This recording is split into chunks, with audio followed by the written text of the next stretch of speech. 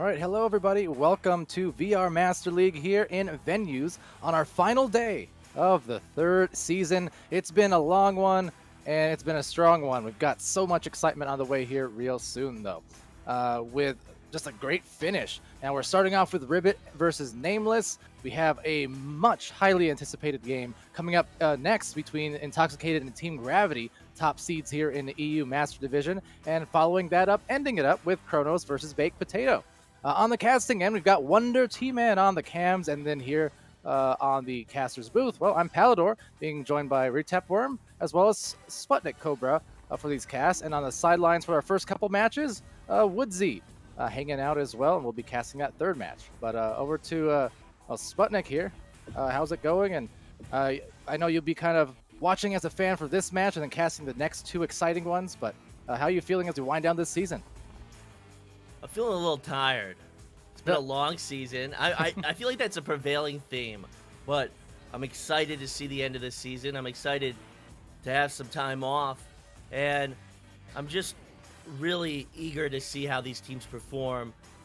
You know, I'm not going to be casting this first match, but I really looked forward to see how Swift was going to play, but now I get to sit back and enjoy the match, and I couldn't ask for anything more. Yeah, and Worm casting with you. See, I told you it would happen. It may have taken until the midnight hour, but it's going to happen this time. Yeah, I'm excited for it, man. I've been looking forward to this for a long time, and obviously these venues cast are so exciting. So I tell you what, it's good to be this side of it for once. And obviously, yeah, seeing Nameless and RibbiT together, it's going to be a good one.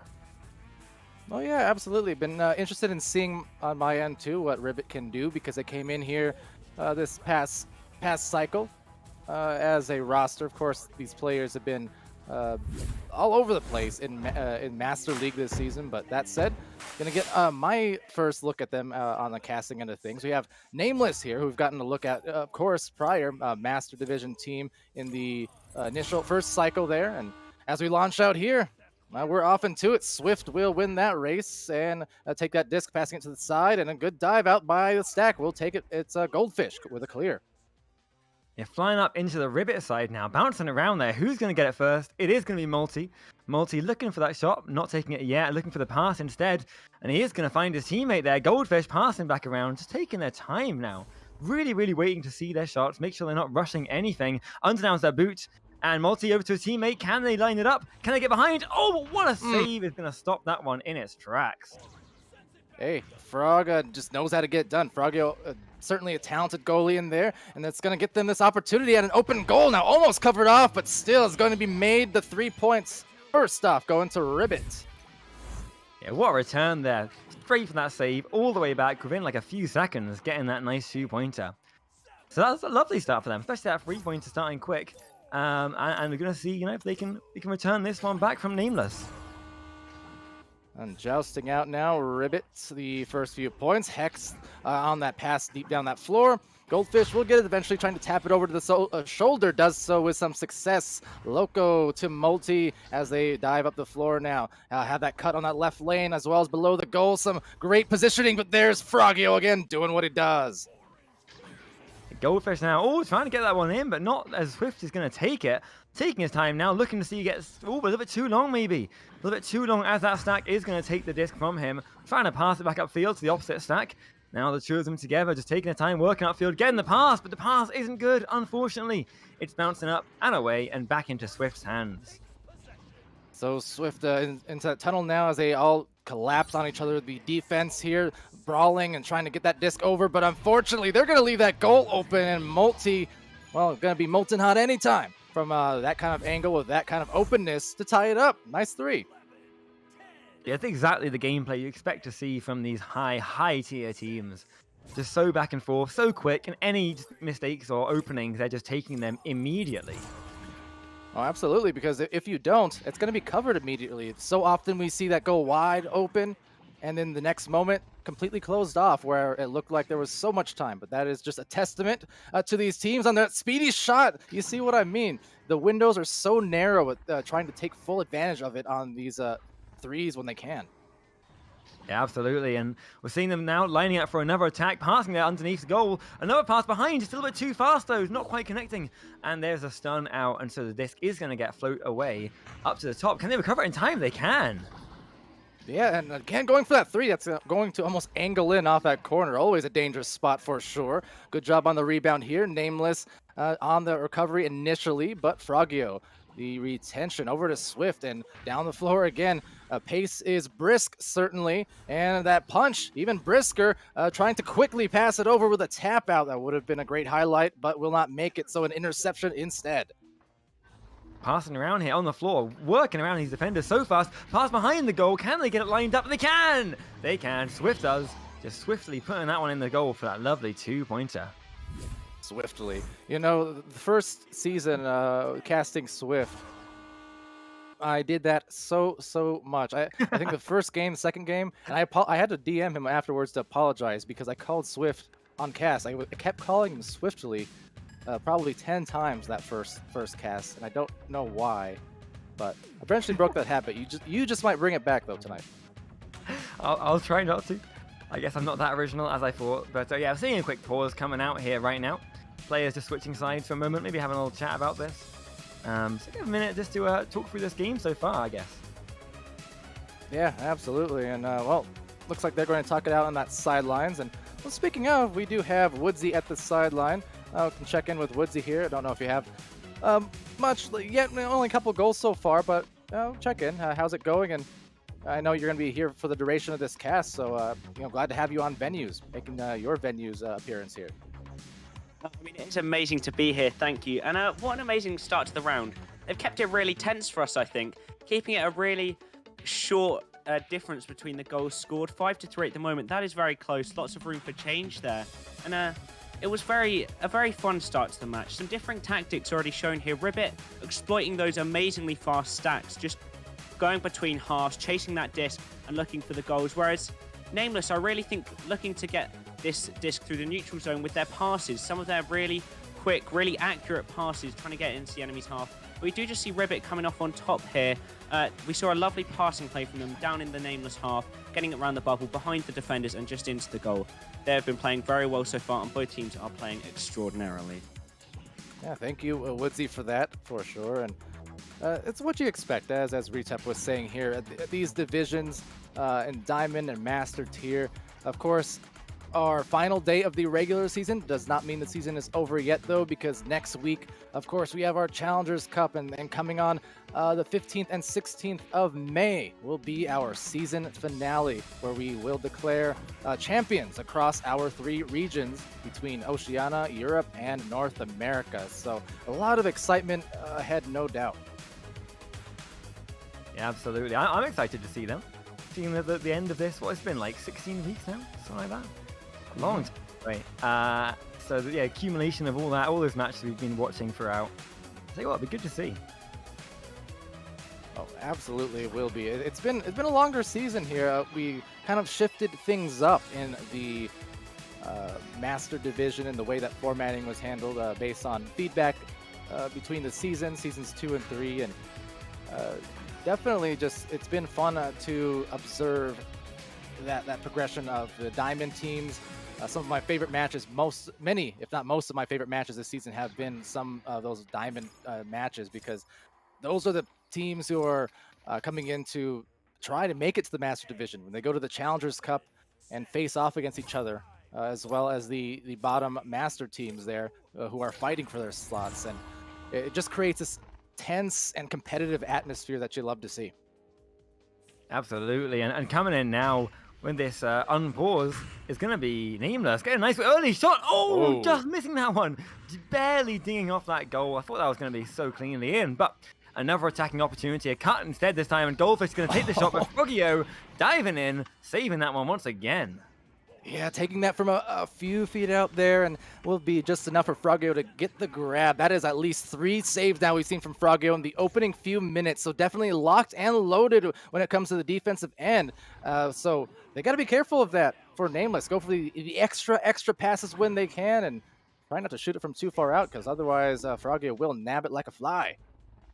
He will, as he is consistently, but they got another attack now. Will they take that advice?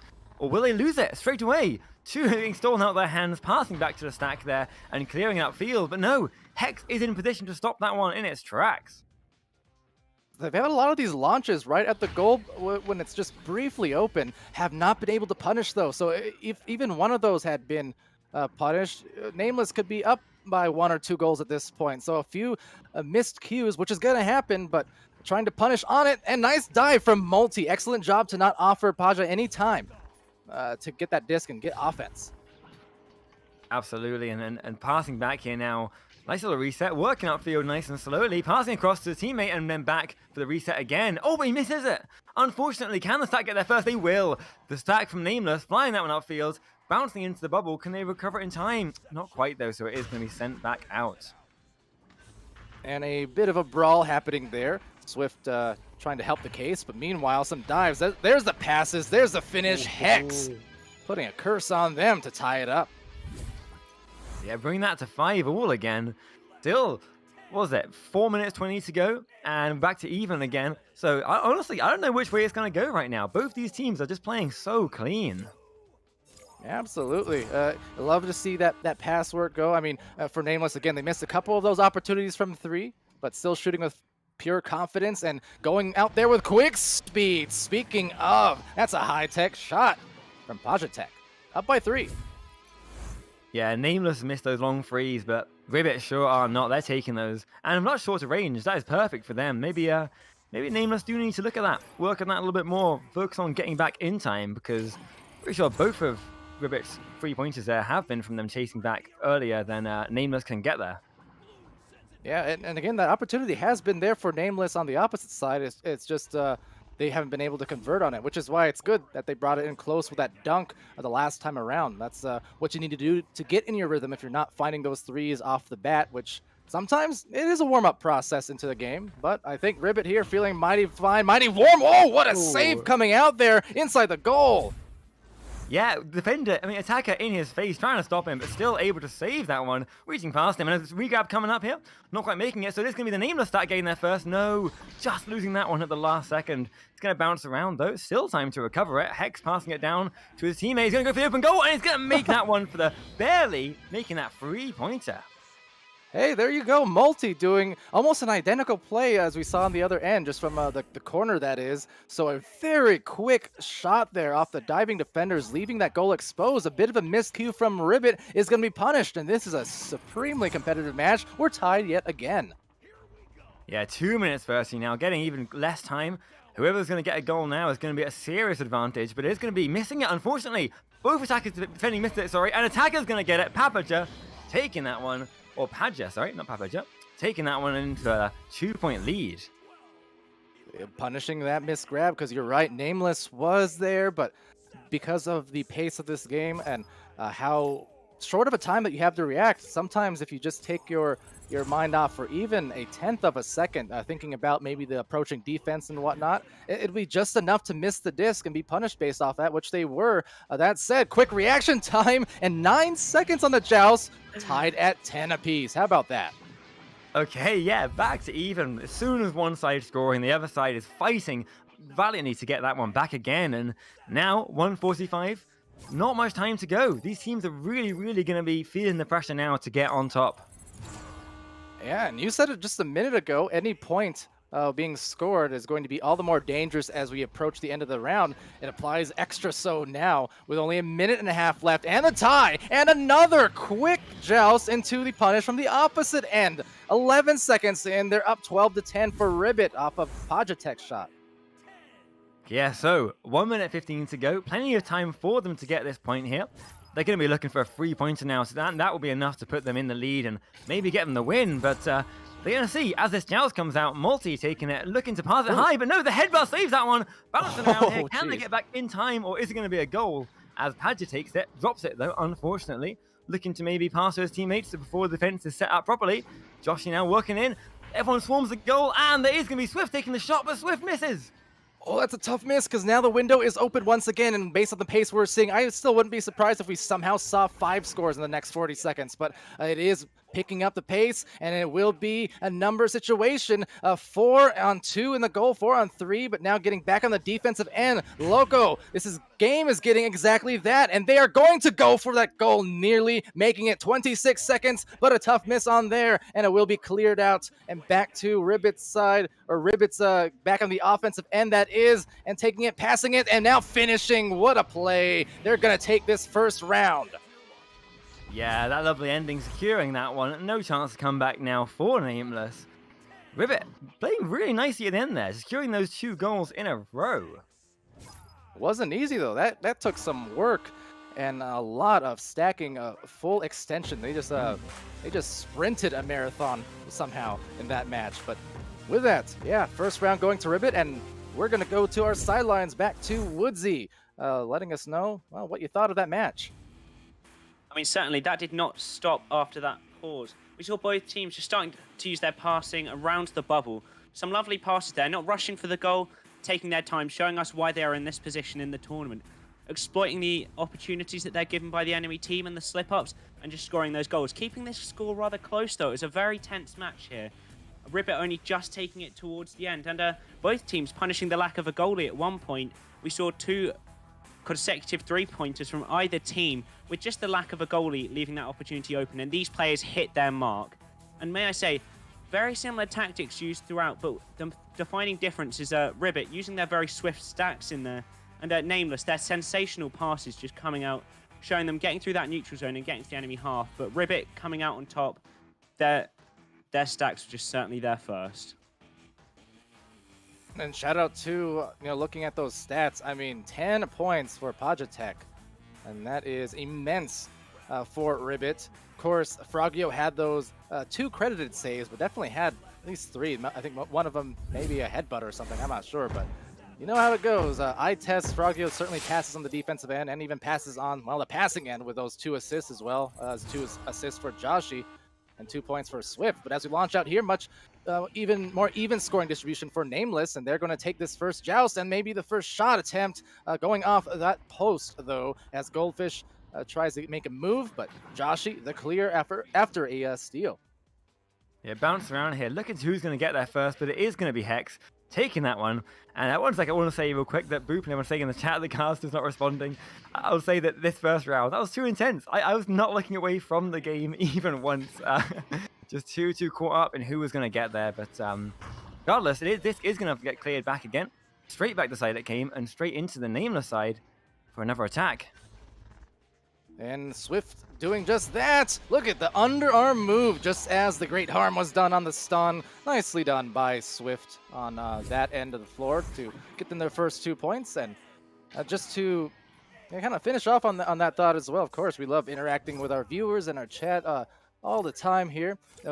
On these venue streams, of course, appearing in venues. We're appearing on Facebook Live and YouTube Gaming and our Twitch. So sometimes interaction a little bit more scattered all over the place, certainly, but we're more than happy to be on these streams, certainly. And for anyone watching in venues, if you don't follow us already on our Twitch channels, go do so. VR Master League or Echo Arena _ VRML. And here we go, back into the round as a big stun, and Swift takes it over. Nice long clear there. Not quite as far maybe as he'd want it, but far enough actually, as these stacks are going to race to get there. It is going to be Nameless missing it though. Not quite getting it first, and so Swift's going to be the only one to save it and to dunk it straight into that goal. Tough miss there. Swift just all by the lonesome. No teammates surrounding. Didn't matter. Got the better end of that for sure. So RibbiT, they won by 4 in round 1 after a supremely competitive match with several ties, but ended it with a 4-up. Currently, they're starting round 2, 4-up. So Nameless needs to react, but instead getting stunned and stacked. Flying back upfield now is going to be Papaja. Papa taking that, no, Paja, not Papa. Paja getting stunned out there by Goldfish. That's going to stick for me the whole game, Papa. But he's sending that one way upfield and always the other half. Can they capitalize on this in time? Hex just missing the disc there, able to recover it though. Over to Multi. Multi now looking to get an opportunity out on the backboard, but bounces away. Not what he was looking for, and there's going to be the slightly slower clear. And back to the sideline, side panel here. A quick few maneuvers from Frogio, able to successfully get a clear. Oh, great leech coming in now. Joshi lining up the shot, bit too low. So they're an equally fast boosted player. Loco able to get there, but now mishandling off the barrier and nearly buries that shot. Unfortunately, another ding off that pole. 4 up, 3 minutes in. So a stark contrast and a different pace, certainly on the scoring end of this round so far. Yeah, Hex now taking this disc, looking to get back upfield, but no, it stopped again by Goldfish. No, by Frogio at the back, sorry. Attack coming in now, a cut to Padja. I have to say it again. Padja taking that 2-pointer. Just call him swiftly. That'll work. But 6 points, hey. And continuing to have an absolutely hot game. That's a dozen points across the 2 rounds for Padja Tech, and Swift with a 6. Multi now taking his time, waiting for the pressure, and there it comes, passing around it to Hex. Up to the tunnel, but not quite connecting that pass. Goldfish recovers it in time, but can he capitalize on that? He's throwing it upfield, but there's no one to collect it. And so Padja is going to wait around, looking for that clear, looking for the pass. There is the pass up to his teammate. Cross again, taking their time now, not wanting to lose this disc as they work it up, but it is going to get dropped there, and potentially that could be deadly for them. Could definitely be, but will be Hex with a recovery. Now getting stunned there, and recovered on the other end was Frogio again on that midfield. Some more stuns on that stack. They've just been so quick, not leaving a lot of time for reactions for Nameless. And a bit of chaos here in that tunnel before finally coming away with it is Frogio. Ooh, Swift getting the stun there on his enemy, passing it over that cut, and Joshi finishing that cut on the goal to get them another 2 points ahead. And great move from Swift to just open up the field and be able to have that passing attempt, dealing with that defender in the midfield. Found the appropriate pass, knew where to put it. RibbiT here is definitely in a great zone and a great rhythm now. You can see that they have just found that comfort level where now everything that they're executing is just, it's working more often than not. Absolutely, it's working out for them nicely. They've really much warmed up than they were in that first round, and it was working. Oh, but no, they're passing back there, not quite connecting those passes. Is it an opportunity, as we're going to see this taken there by Loco? Loco passing above to the goal. No, but he fumbles it and drops it. Another chance to take the shot, though, but he misses that one again. The pressure getting to them a little bit too much inside that bubble, and it is going to float out and away. Certainly something you can't discount. That pressure has been absolutely immense, as have those shots. Look at the, again, 3-point hits, and guess who? That hot hand, Padja Tech, up to 15 strong points, and assisted there by Swift on that clear down the field. But I mean, you can tell there's a hot offensive hand. Everyone else on the team for RibbiT here, with plenty of assists to help enable it. I mean, 3 apiece for Frogio and Joshi, then Swift with a pair. So this has been an interesting turnaround, as that is a near make.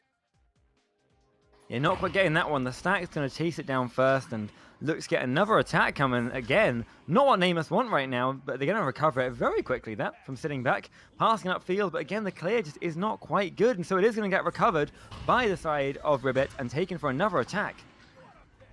Now, this was a match that had a high scoring affair in that first round, so Nameless, they are definitely not having the success they wanted to. They're not able to get too many scores on the board yet, but based on what we saw only 7 minutes ago in that last round, it can change on a flash. If they can get a score here, whether a 2 or a 3, they can still get back at it. There they go. I am a Goldfish, and they're going for exactly that, a golden comeback if they can. 11-2. I've seen stranger things. Yeah, absolutely. They got time now if they're going to be quick about it, but they got to break that momentum that RibbiT have right now and start fighting this back. And with 3 minutes to go, all they need is 3 3-pointers. One a minute, not the end of the world.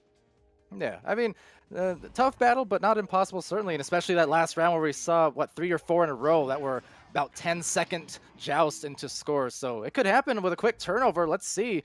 On RibbiT's side, if they can maintain disc control, however, for these last couple minutes, that will definitely be in their favor. Yeah, he's taking the time now, just doing just that, sitting back there on that double diamond, waiting for the pass, and there it is, coming out with defenders not on him. He's on his own, and he's going to... No, Nice. What a save by Multi! Oh, beautiful close range save, stopping that one in its tracks. Yeah, a bit casual with the shot as well, looking like they're trying to do maybe a bit of a juke, go behind the back and gently lay that in, but hey, eyes on that prize, but unfortunately we'll have to do it again. So in the defensive end, there's a pass. Swift now off that pole, rebound into the wedge where there are a few Nameless players awaiting and a stack already impending. So if they can get this quick three, they still may be in this, but just barely overshooting, misreading that disc, that trajectory. And as a result, Joshy T is going to have that angle with a very high confidence shot down the floor. Yeah, it's been a theme we've seen a few times, is Nameless just fumbling the disc or not quite connecting their regrabs tight and flying past and throw it, losing the disc.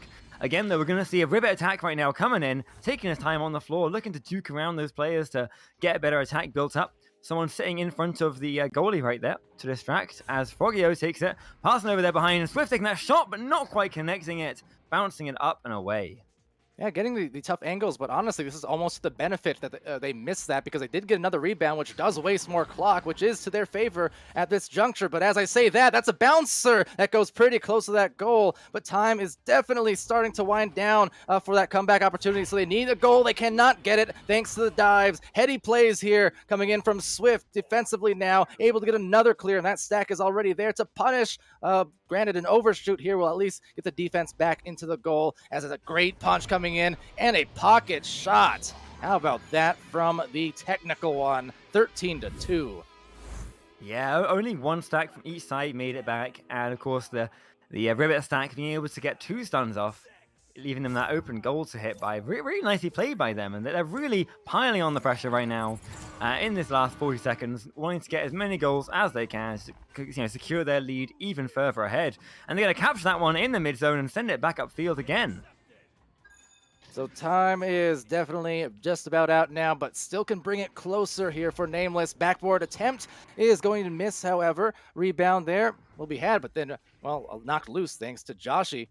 And after that, incredibly fast first round, high-scoring affair for both of the teams. RibbiT much more comfortable this time and able to secure the victory with a double-digit margin at that, 13-2. And that is it. That's the game, and that is the whole match over on the side of RibbiT. Playing so nicely in that second round, just really, you said, warming up from that first round and coming out strong for the second one. Not giving Nameless any time to respond. And yeah, with that, we're going to go to our sideline caster there, Woodsy, to tell us what he thought of the match here as we prepare to head into our second one, which is to say, Team Gravity, the defending champions and yet to be defeated this season, versus Intoxicated, who have been very quickly on the rise and on their heels, not far behind. But Woodsy, what you got? I mean, what an amazing second round for RibbiT. We saw them just find their mojo in this round, unleashing the full might of their attack on Nameless, really not holding back at all. And while we saw a flood of goals for RibbiT, Nameless was stuck in a drought. It was dire for them in that round, not managing to score until Goldfish just coming in after 7 minutes, swimming towards the goal and getting that 2-pointer for them. But it just wasn't enough at that point. Seeing this, RibbiT just changing their tactics a little bit, playing a bit more for possession, I think. Holding onto that disc like a little precious froglet, one of their own children maybe. But just playing a lot more for possession, but still getting those goals in, sending that to a 13-2 end. Unlucky for Nameless there, RibbiT playing very well. And that is 2-0 to RibbiT. All right, thank you, Woodsy, on our sidelines there. Again, on the main cast, I've been Palador and Retapworm joining me for that one. But next up, I'm excited because we have that hotly anticipated match. Once more, Team Gravity and Intoxicated in the Master Division, and at the tip top of Master Division at that, 1 and 2 for EU. So I will see you all at the other end. Hopefully in the next few minutes, we're going to take a quick intermission. We'll be back with your second of 3 venues matches here today. So stay tuned, don't go anywhere, and check out some of these intermission videos in the meantime.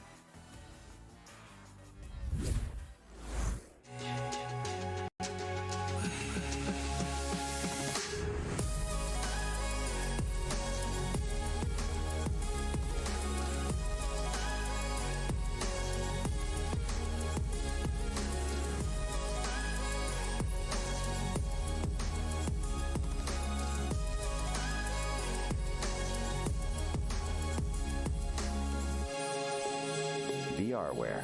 Our passion is for the future.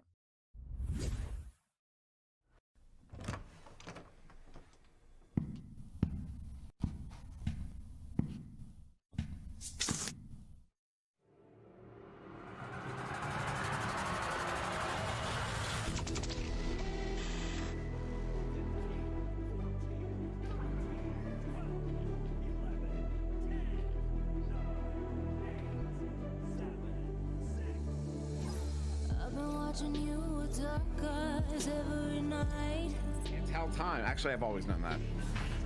I am chronologically challenged. As Av is going to send that no way. Is that going to be? Stack there to recover it. It's going to go for a clear, but unfortunately there, Isolate playing very far back for High Voltage. Is going to recover it. Lulz on the recovery, going to go for a pass onto Goran Jr., who's going to juke, going for the one more pass, and Lulz able to secure the first round for High Voltage. Back in the hands of Aiden. Aiden going low now. Pass to Crispy. Crispy walking it in. Can he do it? Bounce shot. Oh. No, it's recovered by Pigeon. They needed 3 though. They need the goalie. Oh! They got it! They got it! We're going to overtime! No! You cannot do this. Now that's going to be through the tube. These stacks, the double stacks are there. The shot is going to be stopped. Talk about that defense getting back at the right time, but it's still in the hands of Helmet. Helmet, another save from Howler. Talk about this defense. They're not letting Helmet put any more points on the board. Down to neutral zone. Who's there first? No one. It's eventually going to be Tejada. Tejada, no, gets stolen from his hands. X open 3, but gets stunned. Who's going to be there? Catnip. 3 points. But Cadmon taking an early lead. They are the higher seeded team, I do believe, and definitely maybe showing that 1 rank difference. It's quite large. Careful because there are a lot of converging defenders. Tries to slice it over to the side. A steal from Sendo. Another shot from Sendo. And send in for 3. All the way down to the orange side of the arena. Mamba now slapping it right to his teammate. That was actually a behind the back blind slap. Zach slowing it down, really patient, slapping it down, passing it to Duke. Duke trying to pass across the caption. Caption back to Duke, and then Duke in the top pocket over the goalie. Really well played off the bat. Synapse coming out strong.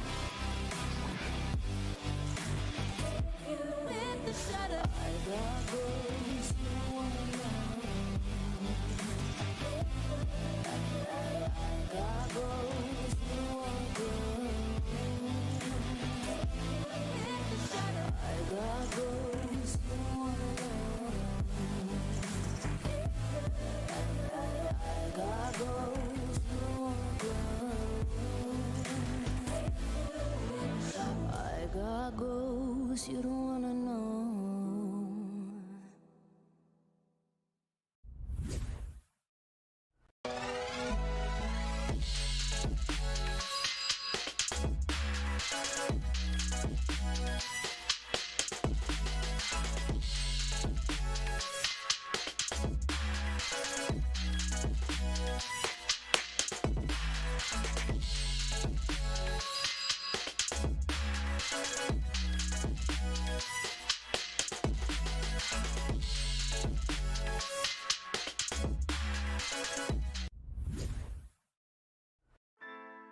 Good afternoon, Jackson Jills. I am Monsieur Demouy, and this is 3-Minute Meta.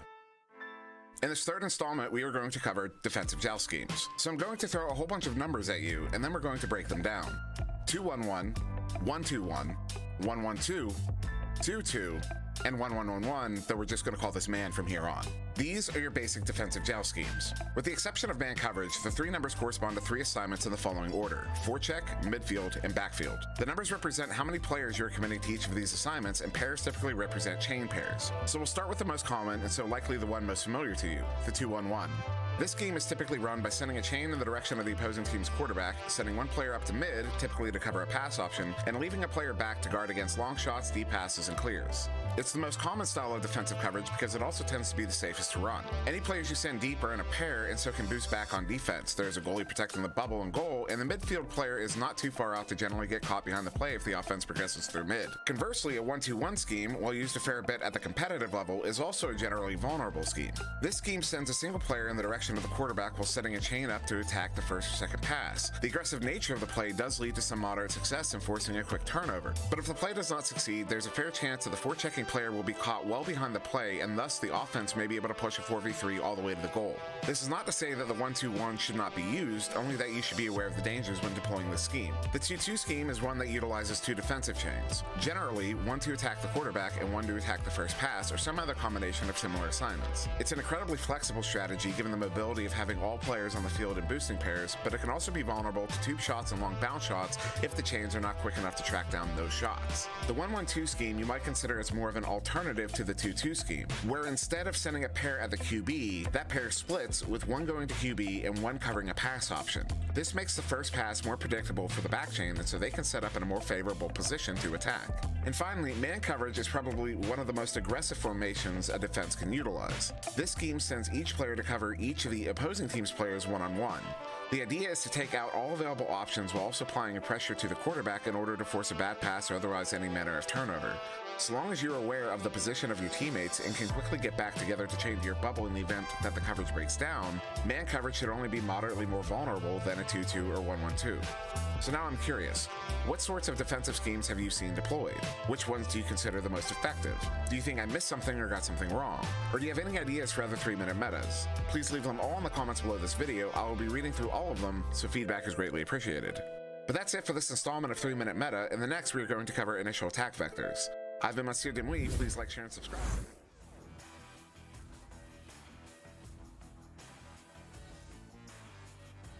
Hello and welcome back to Echo Arena VRML on venues, on YouTube, and on Twitch.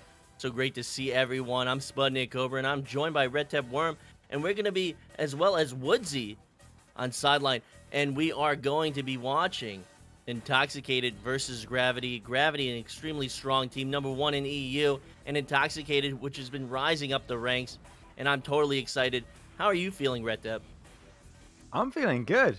I'm really excited to see these guys, obviously, you know, first and second in the EU, playing against each other. I mean, you cannot get better than that.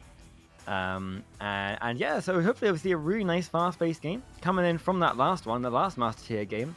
Hopefully this one will be even faster, even cleaner, and even more sparkly.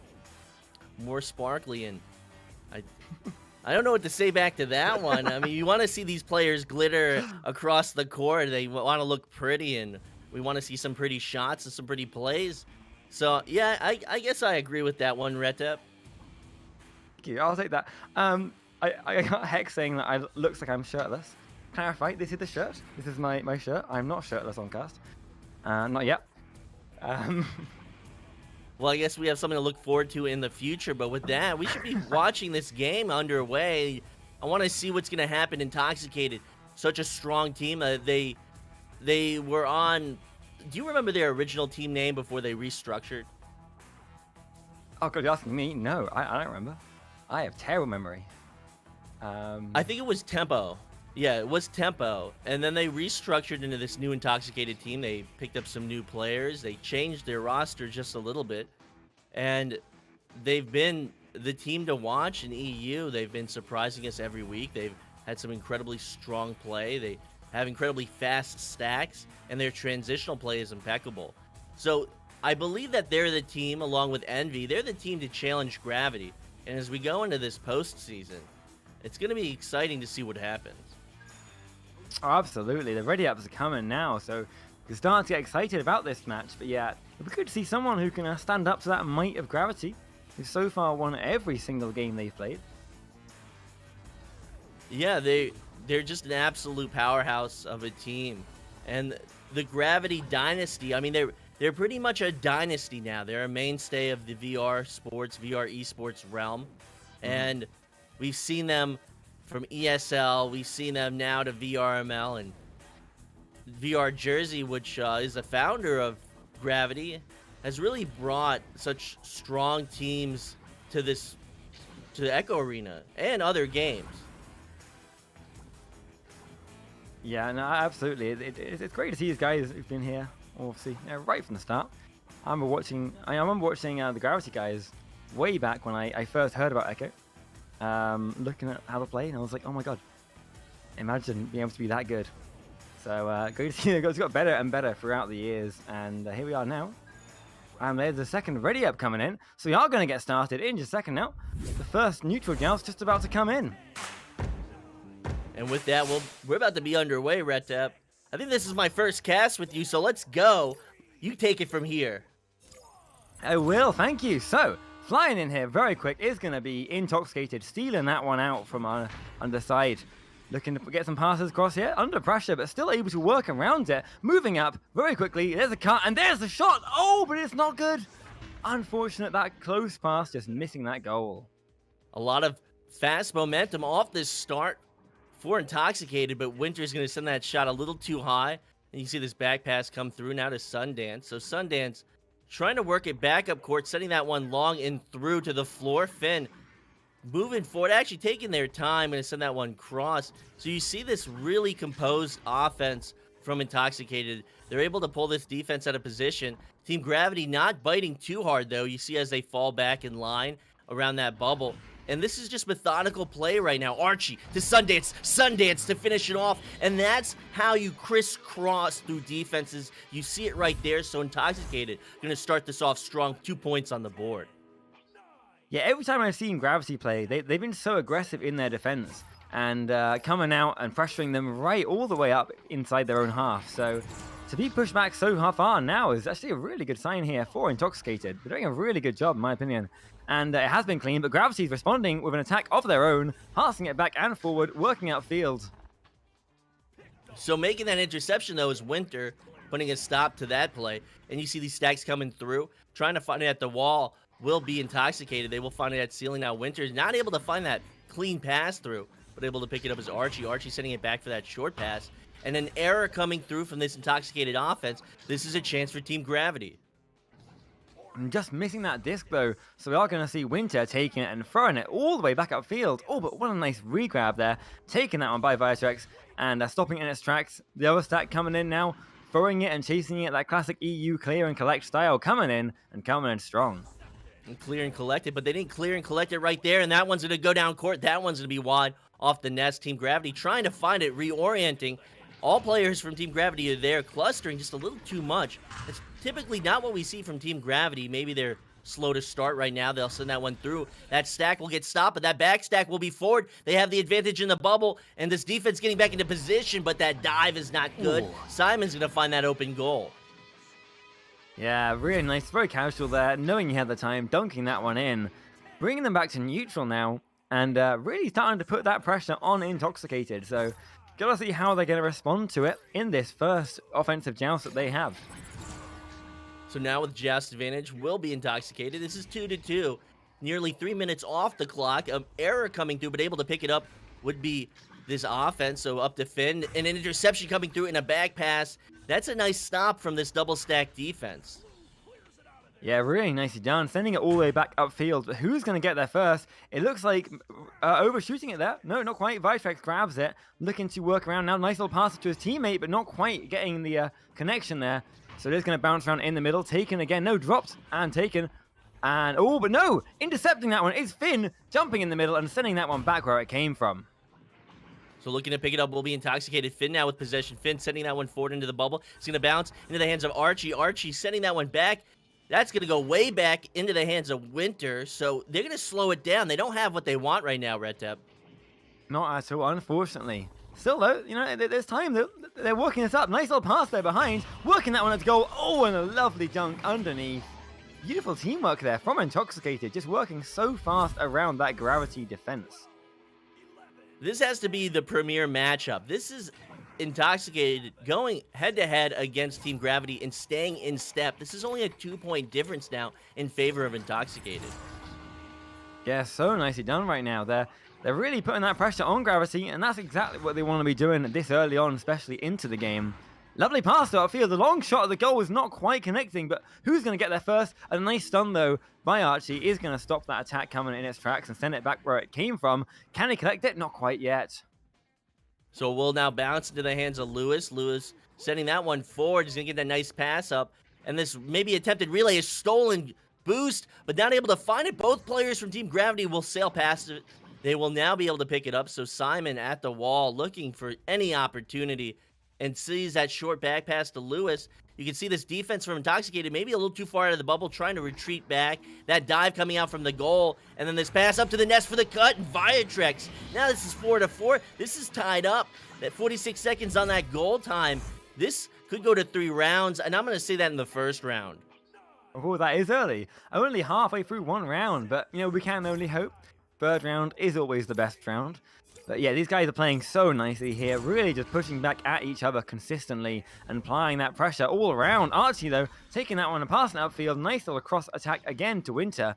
Winter's just going to take his time, wait for his teammates to get back in position. No pressure at the minute. So he's going to go pass back, and a lovely pass back to him again. A little duck and a shot in Winter is going to secure themselves back into the lead. You know, I'm feeling good, Red Tep. I think this is going to go to 3 rounds. I'm going to will that into existence, and I know these teams will. It's back and forth right now, 6-4. We're halfway through this first round. This has been such a small margin between these two teams that it's pretty much indecipherable. That stop coming through in the tubes, but it's going to sail down towards the floor into the Lewis's hands for the open goal. So that's going to get through this defense. They're going to play really aggressively, but Lewis is going to find that bounce and find that open goal to take the lead by 1. Yeah, those 3-pointers are so important at any point in this game because they're now not only equal but in the lead, and they're going to have to get another goal from Intoxicated if they're going to get ahead now. If they don't, they're going to be always 1 point behind the entire game, even if they get equal number of goals scored. So they're going to really be trying now to get on top of that, maybe get a 3-pointer of their own, but a missed pass there, unfortunately, is going to bounce back, taken by Lowrider, and Lowrider now is going to work that one back out for a few passes. You can see this aggressive defense from Intoxicated, pressuring that possession in the bubble. They're going to cause a turnover right there. Team Gravity will get stunned out. It will be in the bubble now at the floor. It will be a challenge for possession, getting another stun out. Viatrex now with it, sending that one forward. That clear won't be through. Now at the ceiling, though, Team Gravity will have it. So you see how aggressive this Intoxicated defense is. And it might bite them again. So now in the bubble will be Lowrider for 2 points. That's now a 3-point lead to Team Gravity.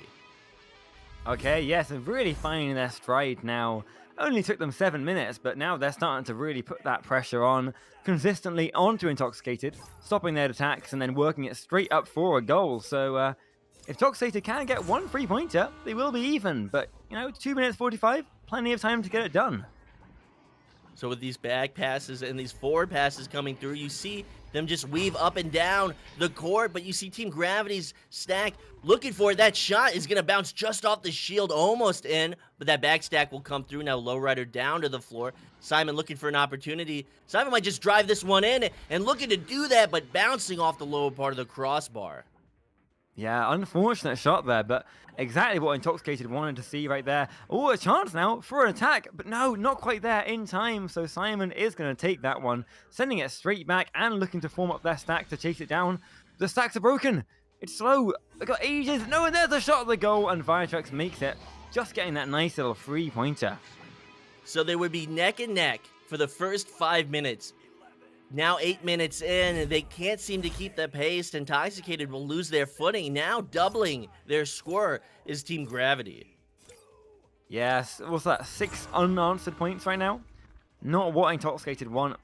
There's still time to win this back, but they're more likely now trying to get that pressure back so that they can work harder into that second round. But regardless, Winter taking the pressure, able to get that nice pass up. Not quite connecting though, so it is still in their side.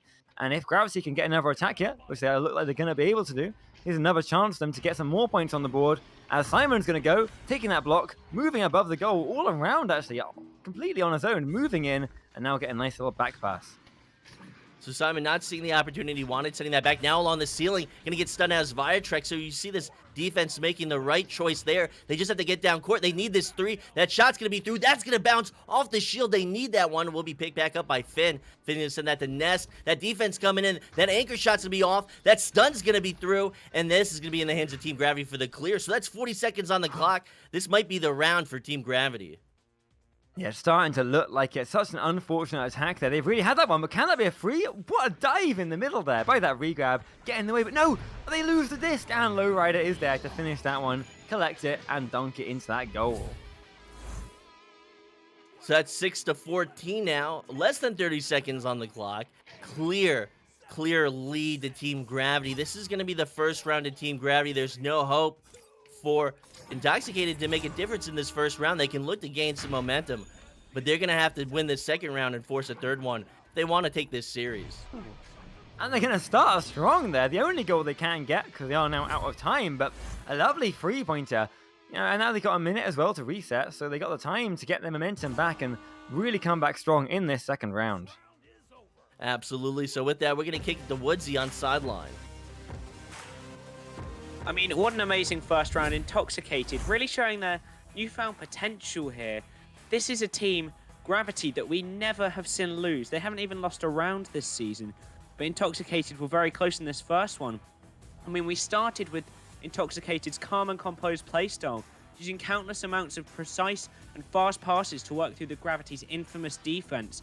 But before long, we saw Gravity start to rev up, closing down on Intoxicated's passes with their amazing aggressive stack on defense, but for the most part, not as effective as we usually see it. Although, for the majority of this round, we did see Intoxicated just manage to weave ahead. 2 points maybe? I don't think it got more than that. The 2-point lead was their savior for that round, but they just started to slip towards the end. Gravity collecting themselves, starting to find these opportunities, getting their stacks in the right place, showing the almighty Gravity behind their attack, ending this round 14-9 to Gravity. Well, thank you, Woodsy. So with this, we'll be looking towards the second round. Maybe Intoxicated will be able to take this one, Red Dep. Oh, absolutely. There's a chance. They just need to get the momentum that they can carry through right from the beginning. And they lost it at the end. If they can get it back this game, then they got a chance. It's a really good chance to fight back against Gravity and maybe get this second round in the bag. So with that, the neutral Joust countdown is underway. These teams are about to come out of the gates. It will be won by Team Gravity, and they're going to win that handily, but at the floor now, it's going to be a chase for possession. These two players from both teams are going to be exchanging stuns, and that slap out's going to come through for Intoxicated into the hands of Viatrex. Oh, but a stun though on Simon means that Archie has the disc on his own, walking upfield, taking the long shot, and he's going to make it, claying a nice three-pointer only 20 seconds in. Well, we saw this in the first round. Able to make the first point is Intoxicated, but not able to maintain that momentum as Team Gravity wrestled it back. So this is going to be up to Intoxicated to maintain this pace. Yeah, absolutely. And Gravity just do not want that right now. They're going to take their time, work and pass this offense, which is pressuring them right now. Nice little back pass there. Taking their time again just to really get it clean. A long shot. No one's there to save it. Oh, but it dings off the goal. Unfortunately, missing that three-pointer. Another chance, though. Again, missing that one as well.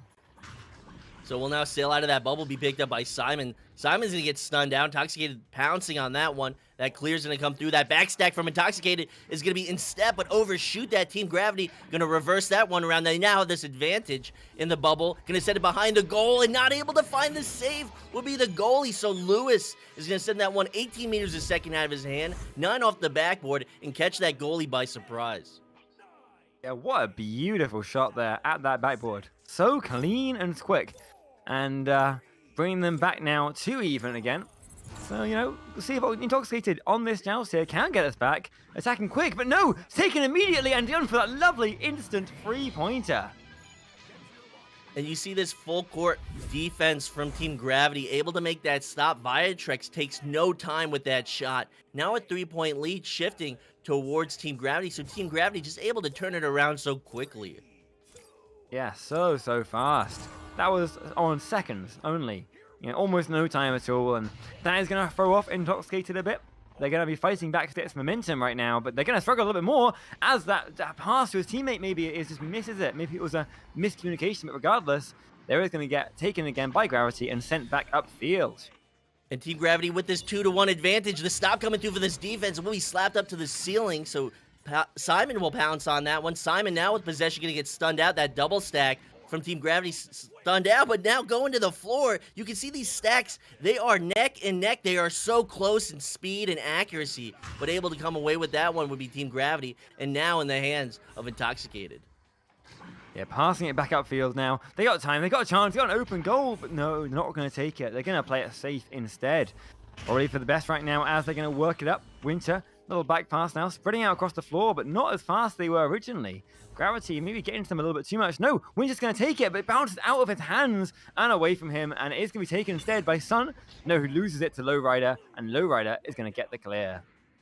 So we will be bouncing around at mid, now in the hands of Simon. So a 3-point advantage to Team Gravity, and they'll be able to hold on to this for at least a minute now. It's been a minute scoreless. This cut looks good, but that challenge from the goalie will stop that one. Now pursuing it will be Lewis. Lewis is going to lose it to a headbutt from Intoxicated. And you see this defense, they're able to put this pressure on. They're not able to get that clear, though. So now with it, though, is Archie. Archie setting that forward. And this is really aggressive defense from both teams. They're not waiting for opportunities in the bubble, and the slap from Winter. Only a 1-point lead now to Team Gravity. Okay, yeah, fighting this one back. They're not out. They're not, thinking that they're going to be losing this round. They want this second round, and they want to get to the third. So they're fighting it hard right now. Not in the lead yet, but still 6 minutes to go. Plenty of time for them to do just that. Absolutely. So you see these defenses, they are not waiting outside the bubble. They are putting pressure outside that bubble, finding their stacks back towards the bubble. And right now, that back stack coming through for Team Gravity, and this clear, and this stack is through, and Intoxicated is just out of position, but they will get back into the bubble. And now with that shot, that one's not going to be good off the crossbar. Will be picked up by Lewis. Yeah, Lewis now passing it back upfield, taking their time, resetting this attack to go for it again. But the long shot at the goal, there's no one in position, but does not quite connect. And so we are going to see Archie taking it back, getting it away, and now the stack's forming. But no, Gravity is already there. And Intoxicated will make that snag. They're going to send that one into the bubble. That stack will be there. That's 4 players from Intoxicated. They need this, and they'll get it. So a 1-point lead now to Intoxicated. But what I was saying earlier, Red Tap, is you saw that long shot from Team Gravity. And that's how defensively aggressive this Intoxicated team is playing, and that they're pulling their goalie out and allowing those long shot opportunities for Team Gravity. Yeah, and it's working out for them at the minute, giving them that double pressure. No, but there's the taken. Can they make the shot? Oh, they just missed that one. Unfortunately, they needed that shot right there, but Archie's going to take it, and Archie's going to miss, ding that one off. Oh, and unfortunately, that is going to be cost them the points, and it's going to be flying away up into their own side. And they can't afford that. Lewis is going to find the 3, so not able to take advantage of that 4-player advantage that they formerly had in the bubble of Team Gravity. They're going to lose possession on that drive, and Lewis is going to get possession. He's going to look around saying there's no defenders here, and he's going to take that for 3.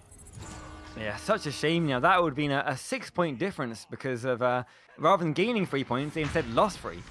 So they're now fighting them back, but there's another shot. Oh, Sundance, though, diving in position just at the last second to save that one from being another 3-pointer. So only 2 points behind, and they're going to recover that right now. He is going to get the 3-pointer. Finn able to get that one back to 10-9. Finn with the right stuff. 1-point lead. So this is looking like the first round before the final 2 minutes. So Intoxicated needs to stay strong. They want to force this third round. 1-point lead, 3 minutes, 40 seconds on the clock. Oh, they absolutely do. They just have to hold it for those 3 minutes. But a messed up attack there from Gravity means they're going to have a chance if they can recover it in time. But it is sent away. Caught there by Sundance. Working upfield now, passing it around as fast as they can to get there before defense is ready. Can they finish it? And they can! Finn diving in position to get that little 2-pointer. A 3-point lead now of only 2 minutes, 3 minutes to go, sorry.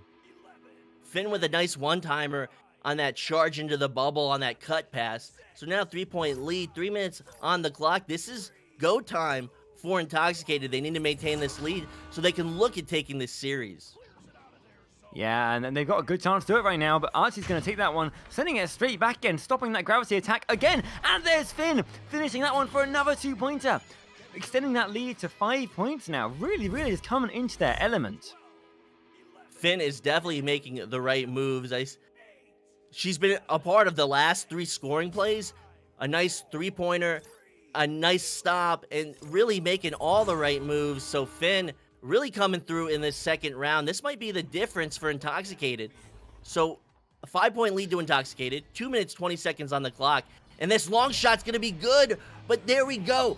That is the aggressive defense that's biting Intoxicated. So only a 2-point lead now to Intoxicated. Oh, that was a beautiful play. I barely even saw that happen. That long shot there, just going straight in, no hesitation, into that three-pointer into the goal. 2 minutes to go, 2-point lead. If they can hold it, this will be Gravity. I believe their first round they lost. Is that what we said earlier? So tough pressure on them right now, as they're going to lose that one. Forget the goal. No, what a save there from Lowrider, coming in at that last second. So Lowrider will get the save. That clear will go into the hands of Finn. Finn getting challenged. Finn gonna get the stun. A little cocky from Finn. Finn sending that into the bubble. Winter now looking for an angle, sending that back down to Finn. And Finn is gonna finish it off. So Finn really coming in clutch in this second round. This might be the difference. This might be Team Gravity's first round loss of the season, but 90 seconds on the clock, RibbiT. Yeah, so tense now. You're really feeling the pressure. 4 points difference means they need 2 goals at least to get ahead. And, you know, can they do it in that 1 minute 20? I don't know. They're going to try right now, working that outfield quickly, moving around, getting those around those defenders. The offense is pressuring them right now, but not fast enough. No, it is, as they're going to send it up and chase it down straight away. And that shot's going to be into the hands of Lowrider, so Lowrider denying that opportunity. Approaching 1 minute on the clock now. With possession will be Intoxicated, Winter at the floor. They have 3 players from Intoxicated in the bubble. That will go into the bubble. Finn looking for an opportunity. That cut pass looks good. And the duck and the dive. Sundance going to get past that defender. 6-point lead. 45 seconds, 40 seconds on the clock. This could be it. This could be Intoxicated taking the first round off Team Gravity this season. Chance, if they do it before 20-second mark, then they have a chance to get at least another goal in here, a three-pointer. And you never underestimate Gravity, but it looks like, unless they get it right now, no, that save there is going to spell defeat for them. And that is going to be probably comfortably now call this round for Intoxicated. There's the clear. Intoxicated winning their second round and bringing them to a third. I called 3 rounds, didn't I, RibbiT? Oh, you did. And a nice save from Lewis. I called those 3 rounds. We're going to go to 3 rounds. Maybe Intoxicated can take this series. They're going to take this second round, and they're definitely making history in Season 3. Absolutely. 6-point lead there. Really nice and strong and getting very comfortable towards the end of that. And with that being said, how are we doing, Woodsy?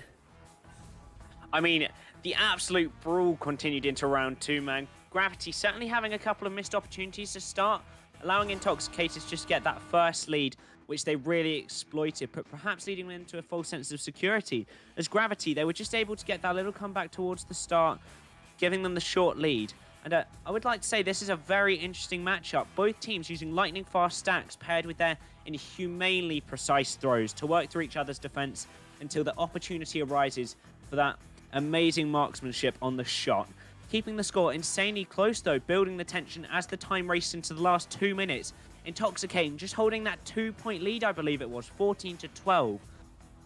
Seeming to be the favourite for the rounds though. And I cannot express the gravity of that round. That was the first round that Team Gravity have lost this season. They have currently gone 50 rounds without losing a single one, and Intoxicated have just taken it off them 18-2.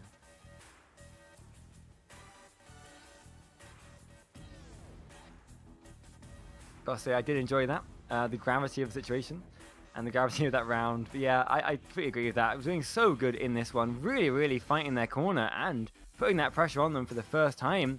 Maybe we'll see. Maybe we'll see the great Gravity upset coming in.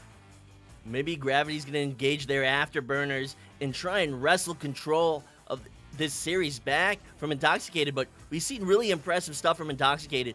Finity making all the difference in the second round. At least 4 points in succession, like 4 good plays from Finity between stops on Joust Advantage and Team Gravity, and then following up with that 3. That was the 3 that really started this momentum push from Intoxicated.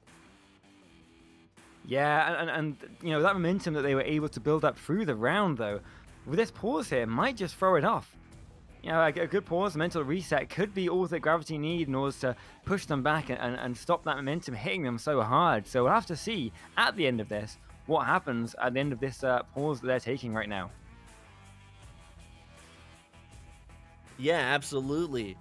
So they're going to try and take their time to figure out something, at least maybe throw a wrench in the works for Intoxicated. Intoxicated they need this momentum. They can't get iced right now. And maybe Team Gravity just trying to apply that pressure, but that soft pressure, and try and get them out of step.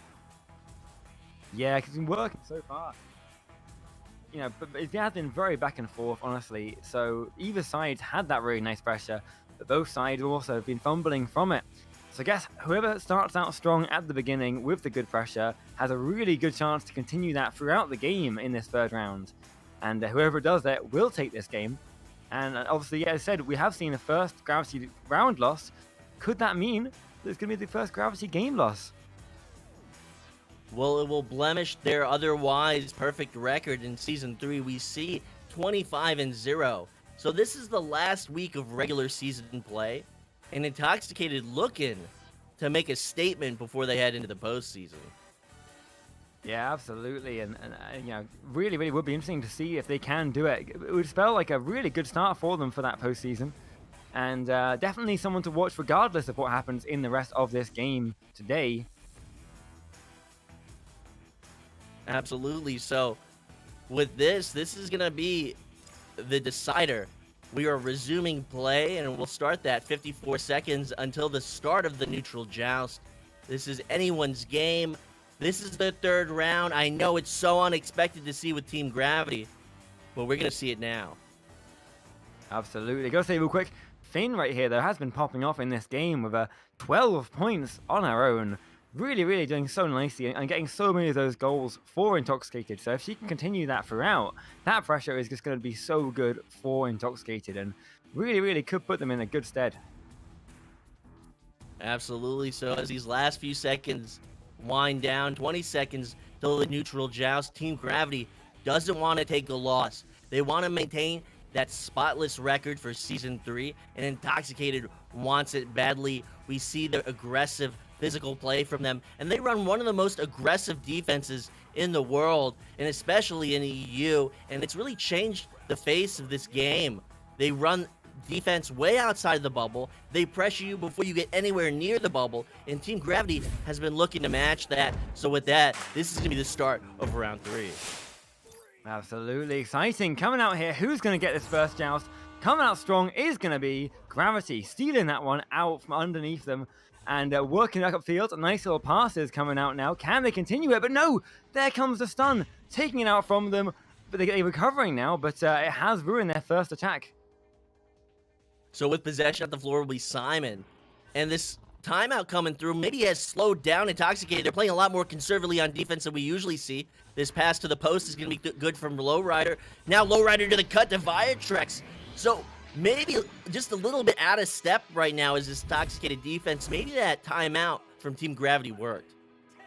Yeah, absolutely. You got to be imagining that they're thinking in that 1 minute, you know, we've just won the first round against Gravity, and they've really got to be feeling the pressure from that. And so maybe that is going to hit them too hard in this second or third round.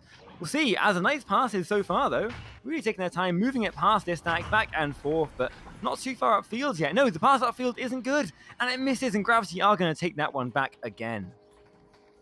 So now with possession is Lowrider. Lowrider sees that stack and goes for that clear. That stack is ready to challenge. They will be down court. This long shot's going to be off the shield, but you see that 3-player and forward advantage from Team Gravity. So now it will be turned over to Intoxicated. Intoxicated trying to do the same thing, but Team Gravity's backstack able to get through and find possession.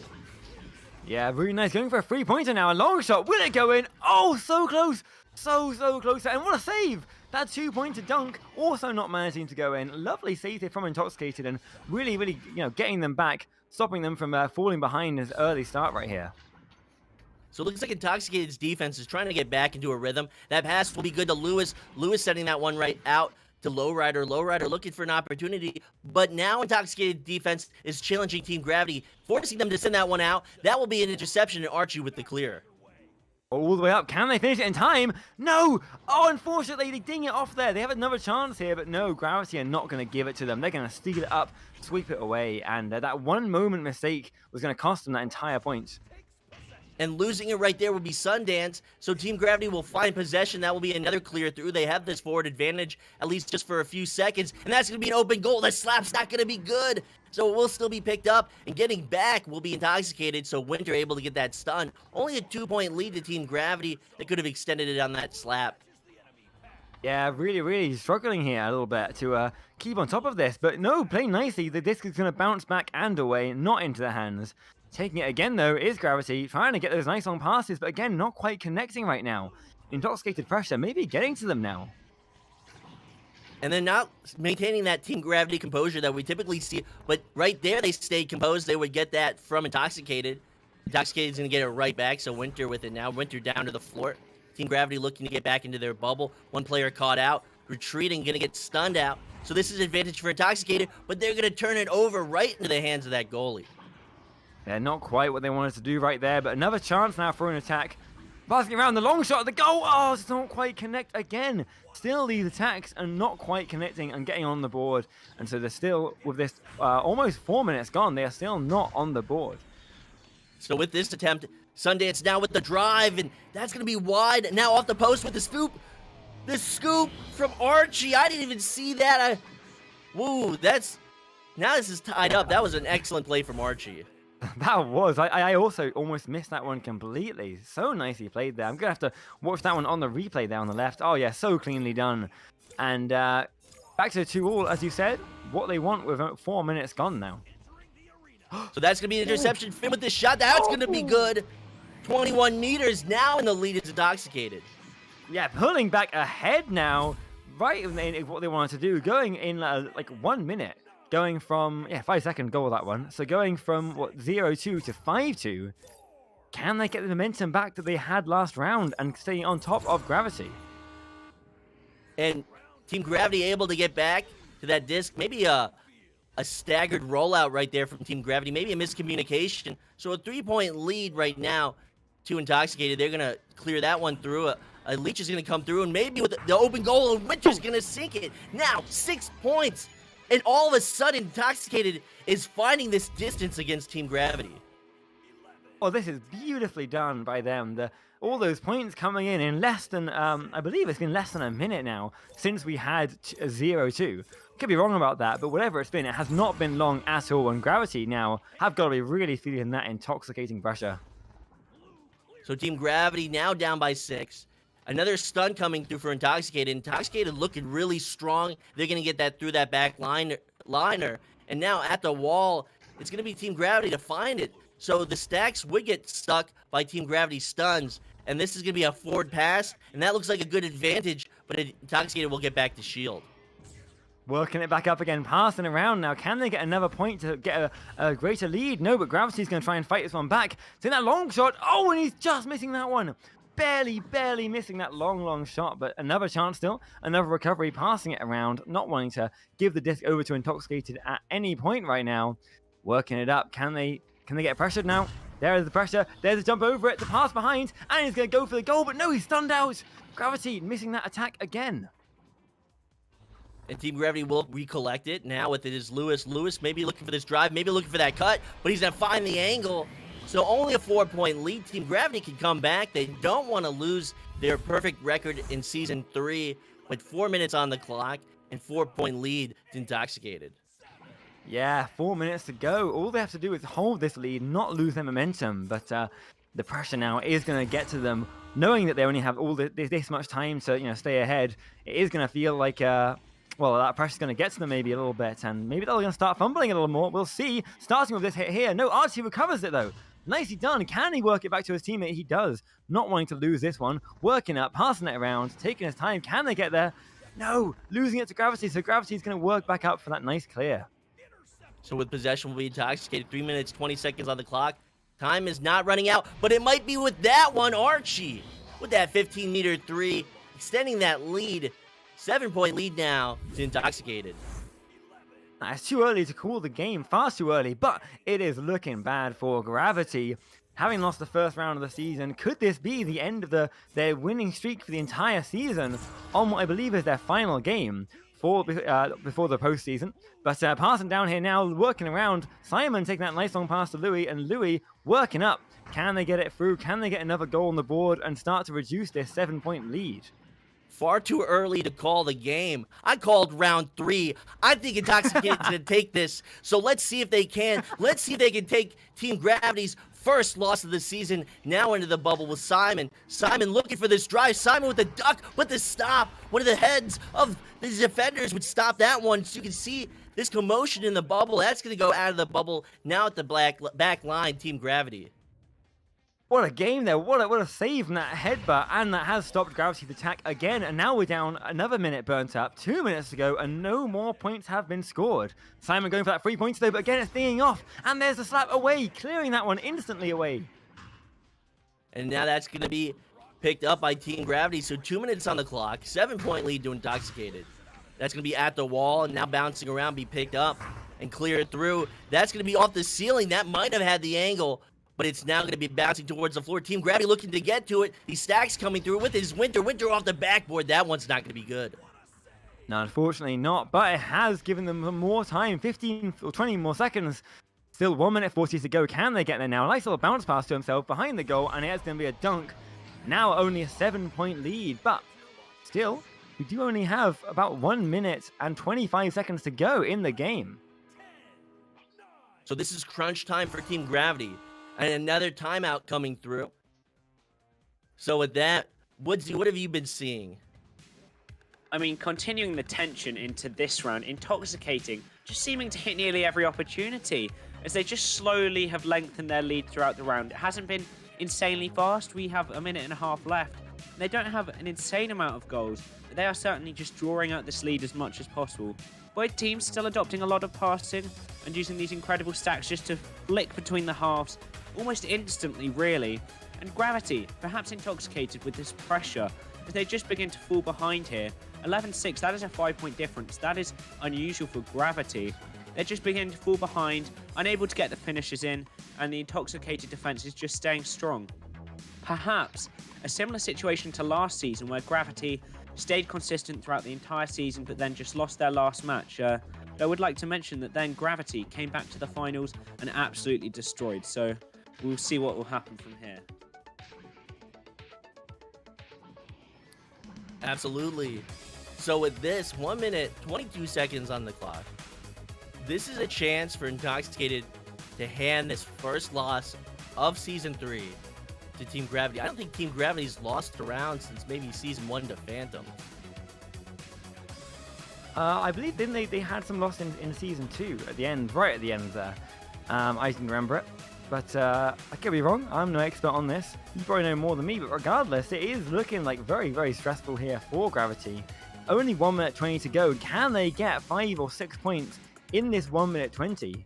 It's going to have to be 40 seconds a goal, if that math's right this time. That is right that time. Yep. I was making fun of having my maths wrong last time. It was not a 7-point lead. It was a 5-point lead. But regardless, yeah, 40 points per goal. Well, we see some beautiful plays from both of these teams. We saw just an excellent scoop off a rebound from Winter. Actually, from Sundance, excuse me. I think Winter got that scoop right in front of that goal. It was a 2-1 advantage for Intoxicated. Sundance on the drive couldn't find that. But we've seen some excellent plays from Intoxicated. And we talk about making the difference. Finn making all the difference in the second round. And now everyone from Intoxicated coming together and making plays in this third round, while Team Gravity is just trying to find some momentum and trying to keep up. Oh yeah, hey, I got the intel here, so thank you, Pally, for this. Gravity was undefeated Season 2 until the last day of the season, where they lost a venues match versus Phantoms. That's what I was remembering. So now, last day of the season in Season 3 as well. So yeah, maybe a repeat of history coming in here. Gravity did go on to win the championship afterwards, so, you know, it doesn't really necessarily mean that they're going to lose their edge, but it could be a repeat here coming in, and maybe this time we're Intoxicated doing so nicely that maybe it will be different. Who knows? Maybe it will be different. Maybe it won't be different. Maybe we'll see history being made. Maybe we won't. But until this timeout ends, we're not going to be seeing anything Red Dep. No, unfortunately not. Not at the moment, but Still, maybe Gravity is having that time to reset again as well. It could be bad. It wasn't great for Intoxicated last time when they had that pause, and maybe it won't be again. They do need to hold out for this 1 minute 20, and 2 3-pointers would spell disaster for them. So you gotta imagine right now they're sat in there, feeling that pressure, knowing that everyone's watching them, knowing that they're trying to make history here with this Season 3 undefeated streak on Gravity. And so that pressure, if that gets them too much, that could spell disaster for them if they make some crippling mistakes at the start of this next round. Or, you know, at the end of this round, I guess. Well, let's not hope for that. I just want to look for some flawless play from both teams. I want to see both teams finish strong. And with that, it looks like Beaver will come in for Intoxicated. I believe they will be taking the place of Archie. So, not less than 90 seconds on the clock, and they're going to have a switch of players. Yeah, you better hope there that Reaver's nice and warmed up like the other players are, because coming in right when everyone else is warm and ready to go, it could be tough if he's not quite ready. He has disappeared again though, so we'll have to see what happens exactly. In the meantime though, I want to say quickly shout out to our sponsors for this league, for everyone who's watching here.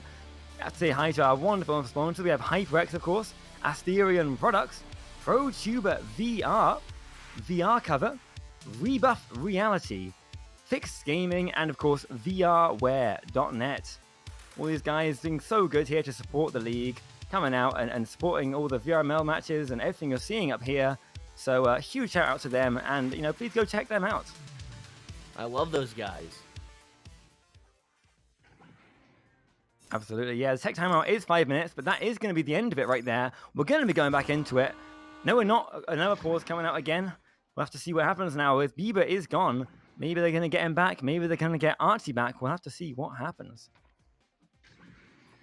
So it looks like Intoxicated. It looks like Viatrex will swap teams and try and figure out what's going on. They want to finish this matchup. They want to be done with it. So now it looks like Team Gravity will lose a player. Well, looks like they'll get back their player, and looks like Intoxicated is still down. So Beaver would join, and Beaver would leave. So they're maybe just trying to get Archie in right now. But if they can't, they're maybe going to have to play with 3 players. Yeah, if everyone wondering about the timeout time, you get 5 minutes tech timeout or 15 minutes to find a sub.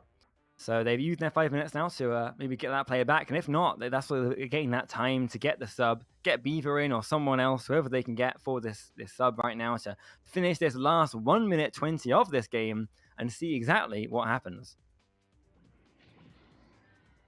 So with that being said, this will be the last week of regular season play. After this, we will have the Challenger Cup next weekend for Europe and for North America. And then May 15th, May 16th, we are going to have the season finals for Season 3. And that's going to be hype. I don't know if you're looking forward to it, Red Tap. Oh, of course I am. Absolutely. I'm so excited for it. Everything that's coming out from now is just going to get more and more exciting. The build-up has been long, but the build-up, the long build-up is even better. But we're seeing one more player disappearing now from Intoxicated. They're just dropping like flies here. So I'll have to see if they can get in time to finish this game. But yeah, no, I'm so excited to see what's going to happen after this week. Me as well, and I'm really excited to see what happens with this game. So it looks like we'll lose 2 players from Intoxicated. Looks like they're going to put us on the ice. Us, the viewers, us, the casters. So I just want to see this match end, Red Tap. Oh, yeah, absolutely. I can't wait to see what's going to happen in this ending. I just want to see who wins. I just want to be done with this. And then after this match, we're going to have Chronos versus Baked Potato. And hopefully, I have a feeling that's going to be just as exciting as this matchup. Chronos has been playing very well over the last few weeks. Baked Potato, we used to see a lot of them. They were formerly Master at the beginning of the season, and they would be knocked out in the first Challenger Cup. But they're looking to get right back in. They're looking to get into finals, and they're an extremely strong team as well. Yeah, absolutely. It's going to be another exciting match here. Archie is back, though, so everyone is here now. Quickly want to shout out real quick. Team Gravity here. They've just used their own timeout to allow Intoxicated to get Archie back. So really good sportsmanship there, wanting to help the other team get back in and make sure that they're strongest so they can get a proper fair fight coming out. So, good on them. And that has worked out for them, as we are going to see the unpause coming in here 4 guys in each team. Beaver just joining Gravity for a second, but I'm sure we'll see him disappear again in a sec. So now, with this play recommencing, Sundance is going to send that one right. Winter going to follow up on that relay to Finn. Finn's not finding that angled cross, but throwing that back, that's going to be a stop on Winter. Team Gravity looking for this 3, and that's going to be in. So 1 minute on the clock, only a 2-point lead to Intoxicated. Team Gravity starting off this restart strong. Okay, that is not what you want to see if you're an Intoxicated fan. Right now, they've gone from a 6-point difference to a 3-point difference. Now, all Intoxicated have to do is hold on to this disc and not get scored a 3-pointer on in the next 40 seconds. So they're going to try and really keep control, firing it upfield. If they can, of course, get another goal right now, it's going to be deadly. But no, not quite. Only 30 seconds left for Gravity to get a 3-pointer. So with possession is now Viratrex. Viratrex trying to find that pass cross. It's going to be turned over. Intoxicated needs this 20 seconds. They want to put points on the board. They want to run out the clock, but a turnover now to Simon. This might be it. Simon doesn't find that long shot off the shield, but that's going to be it. Simon going to put 3 on the board. That's a 1-point lead. That might be it. This might be Intoxicated falling in 3. That was it. That was it. They had a 5-point lead, and they've just lost it just like that in 1 minute 20. And the last 10 seconds of the game, Gravity are going to take this one in the 3rd round, giving them that completed perfect streak throughout the entirety of the Season 3. And a lot of respect to Team Gravity for using their timeout to allow Intoxicated to get their 4th player in. A good display of sportsmanship. And Woodsy, how do you feel about that? I mean, certainly some nice sportsmanship coming in, showing why Gravity just are the team they are. They're nice, and certainly just not wanting to make it unfair at the end there. And Gravity just coming back strong after that pause. They were maybe deciding if they wanted to really go all out on this one, deciding if they wanted to end the season strong, and they certainly did. If you blinked, you might have missed it, but Gravity came back so strong, got that initial 3, then Intoxicated, maybe just a bit too aggressive on their attack, leaving that goal open for the Gravity's impeccable stack to get through and get that last goal in. Gravity only 1 point on the leads there, but certainly it was enough for them. Well, that will do us for Intoxicated versus Team Gravity. Stay tuned. We'll have the last matchup of today, Chronos versus Baked Potato, with you soon.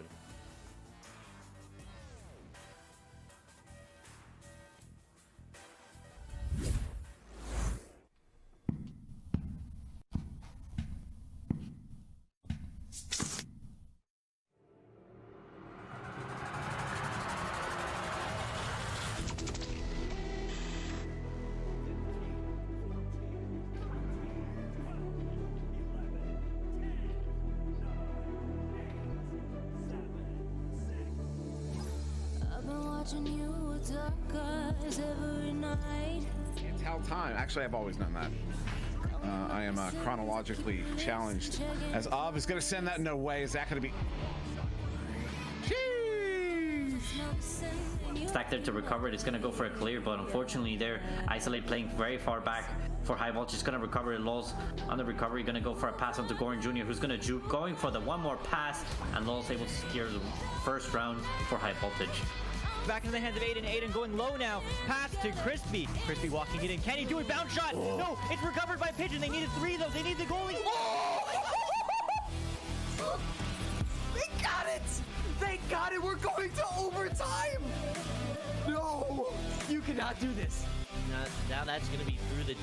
These stacks, the double stacks are there. The shot is going to be stopped. Talk about that defense getting back at the right time, but it's still in the hands of Helmet. Helmet, another save from Howler. Talk about this defense. They're not letting Helmet put any more points on the board.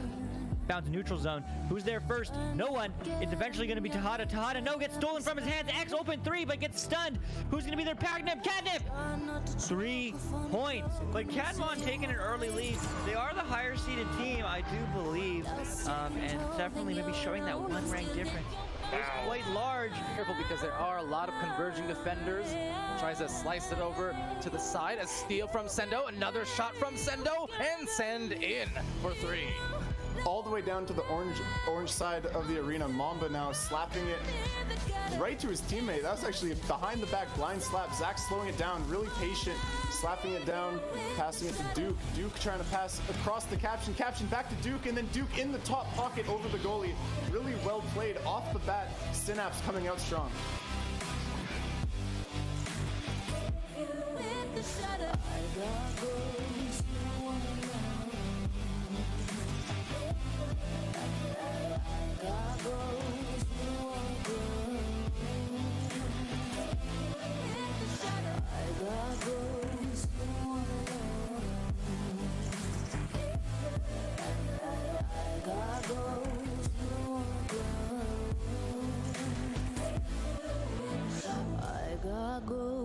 You don't wanna know.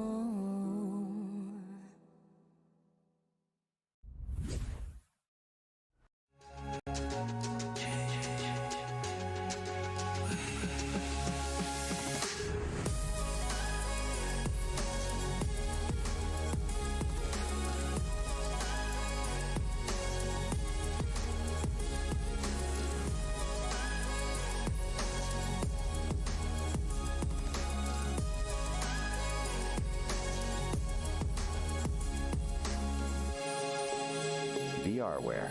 Our passion is for the future.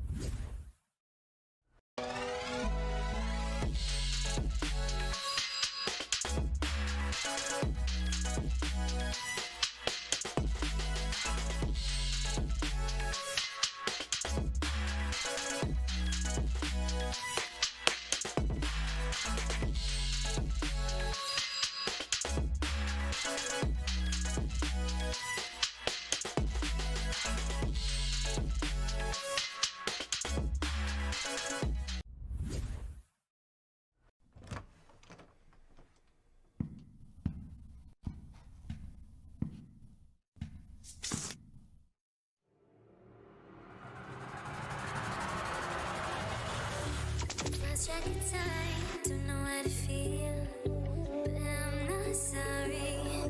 I'm lost in your eyes, are you even real? But don't you worry, I'm not looking for the one, no, Aurora, but Anomaly instead right there. That chain. Oh man, we cannot stop talking about it and just how fast it is. Now, this one picked up by Acorn and with a little over the head. Moments that a turnover happens and Seven's been able to turn those around and convert them into points. Oh no, another one. Citizen lock shot. Unbelievable. They're up by 9. Wow. And says Jaywalker getting in the offense, well, almost, but instead picked off, and that's another clear, and that's another goal, and guess who? Clear. He might gonna take it in. It is a 2-on-1. Looking for that pass across to Tipu. Tipu now with the disc. That defender got baited out, and a shot there from Tipu. Yeah, heck with it now on the back line. 2.5 minutes to go in the second round. Paper looking to end this one in 2. Oh, they're still tied. Setup. What a setup. No! Bartstar denying it as it is going to go bounce into the midfield. Bushibo now with the disc. Bushibo over. Woo! What? Players and now slapped down. It looks like it will be Palace to collect this one. Palace going through the cross to the law, and the law he puts it in. A great save there by Chris Custom, able to pick it up and clear it back down the field. It is now loose. I won't give it all away, 'cause I don't think I'll stay. No, I can't be the only one who doesn't wanna follow.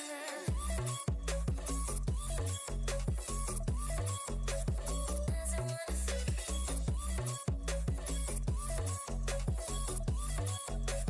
doesn't wanna fall in love.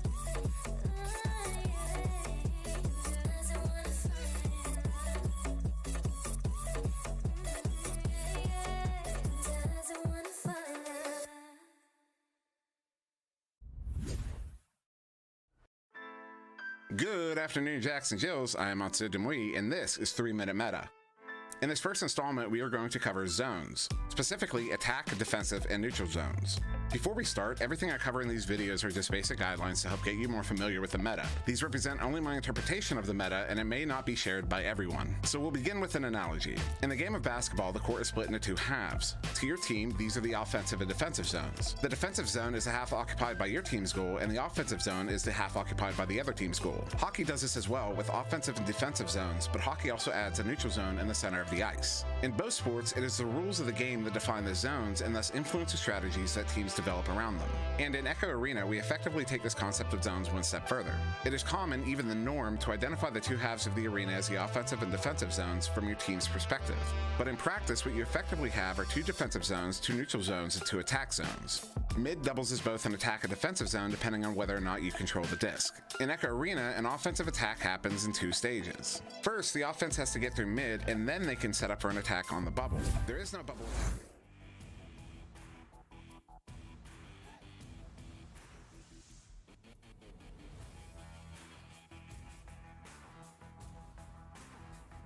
Hello and welcome back for this last matchup for EU venues on this last week of regular season play. This is going to be Chronos, Baked Potato and Orange versus Chronos.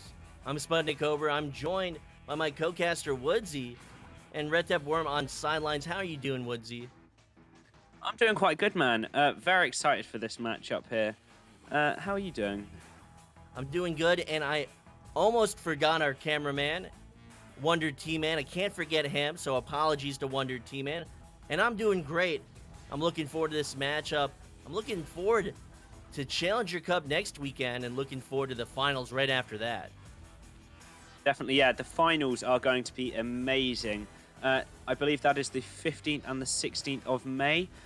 Just tune in. We are trying to get 1,000 concurrent viewers. So if all the viewers here could tune in, that would be amazing and would definitely help towards that. Absolutely.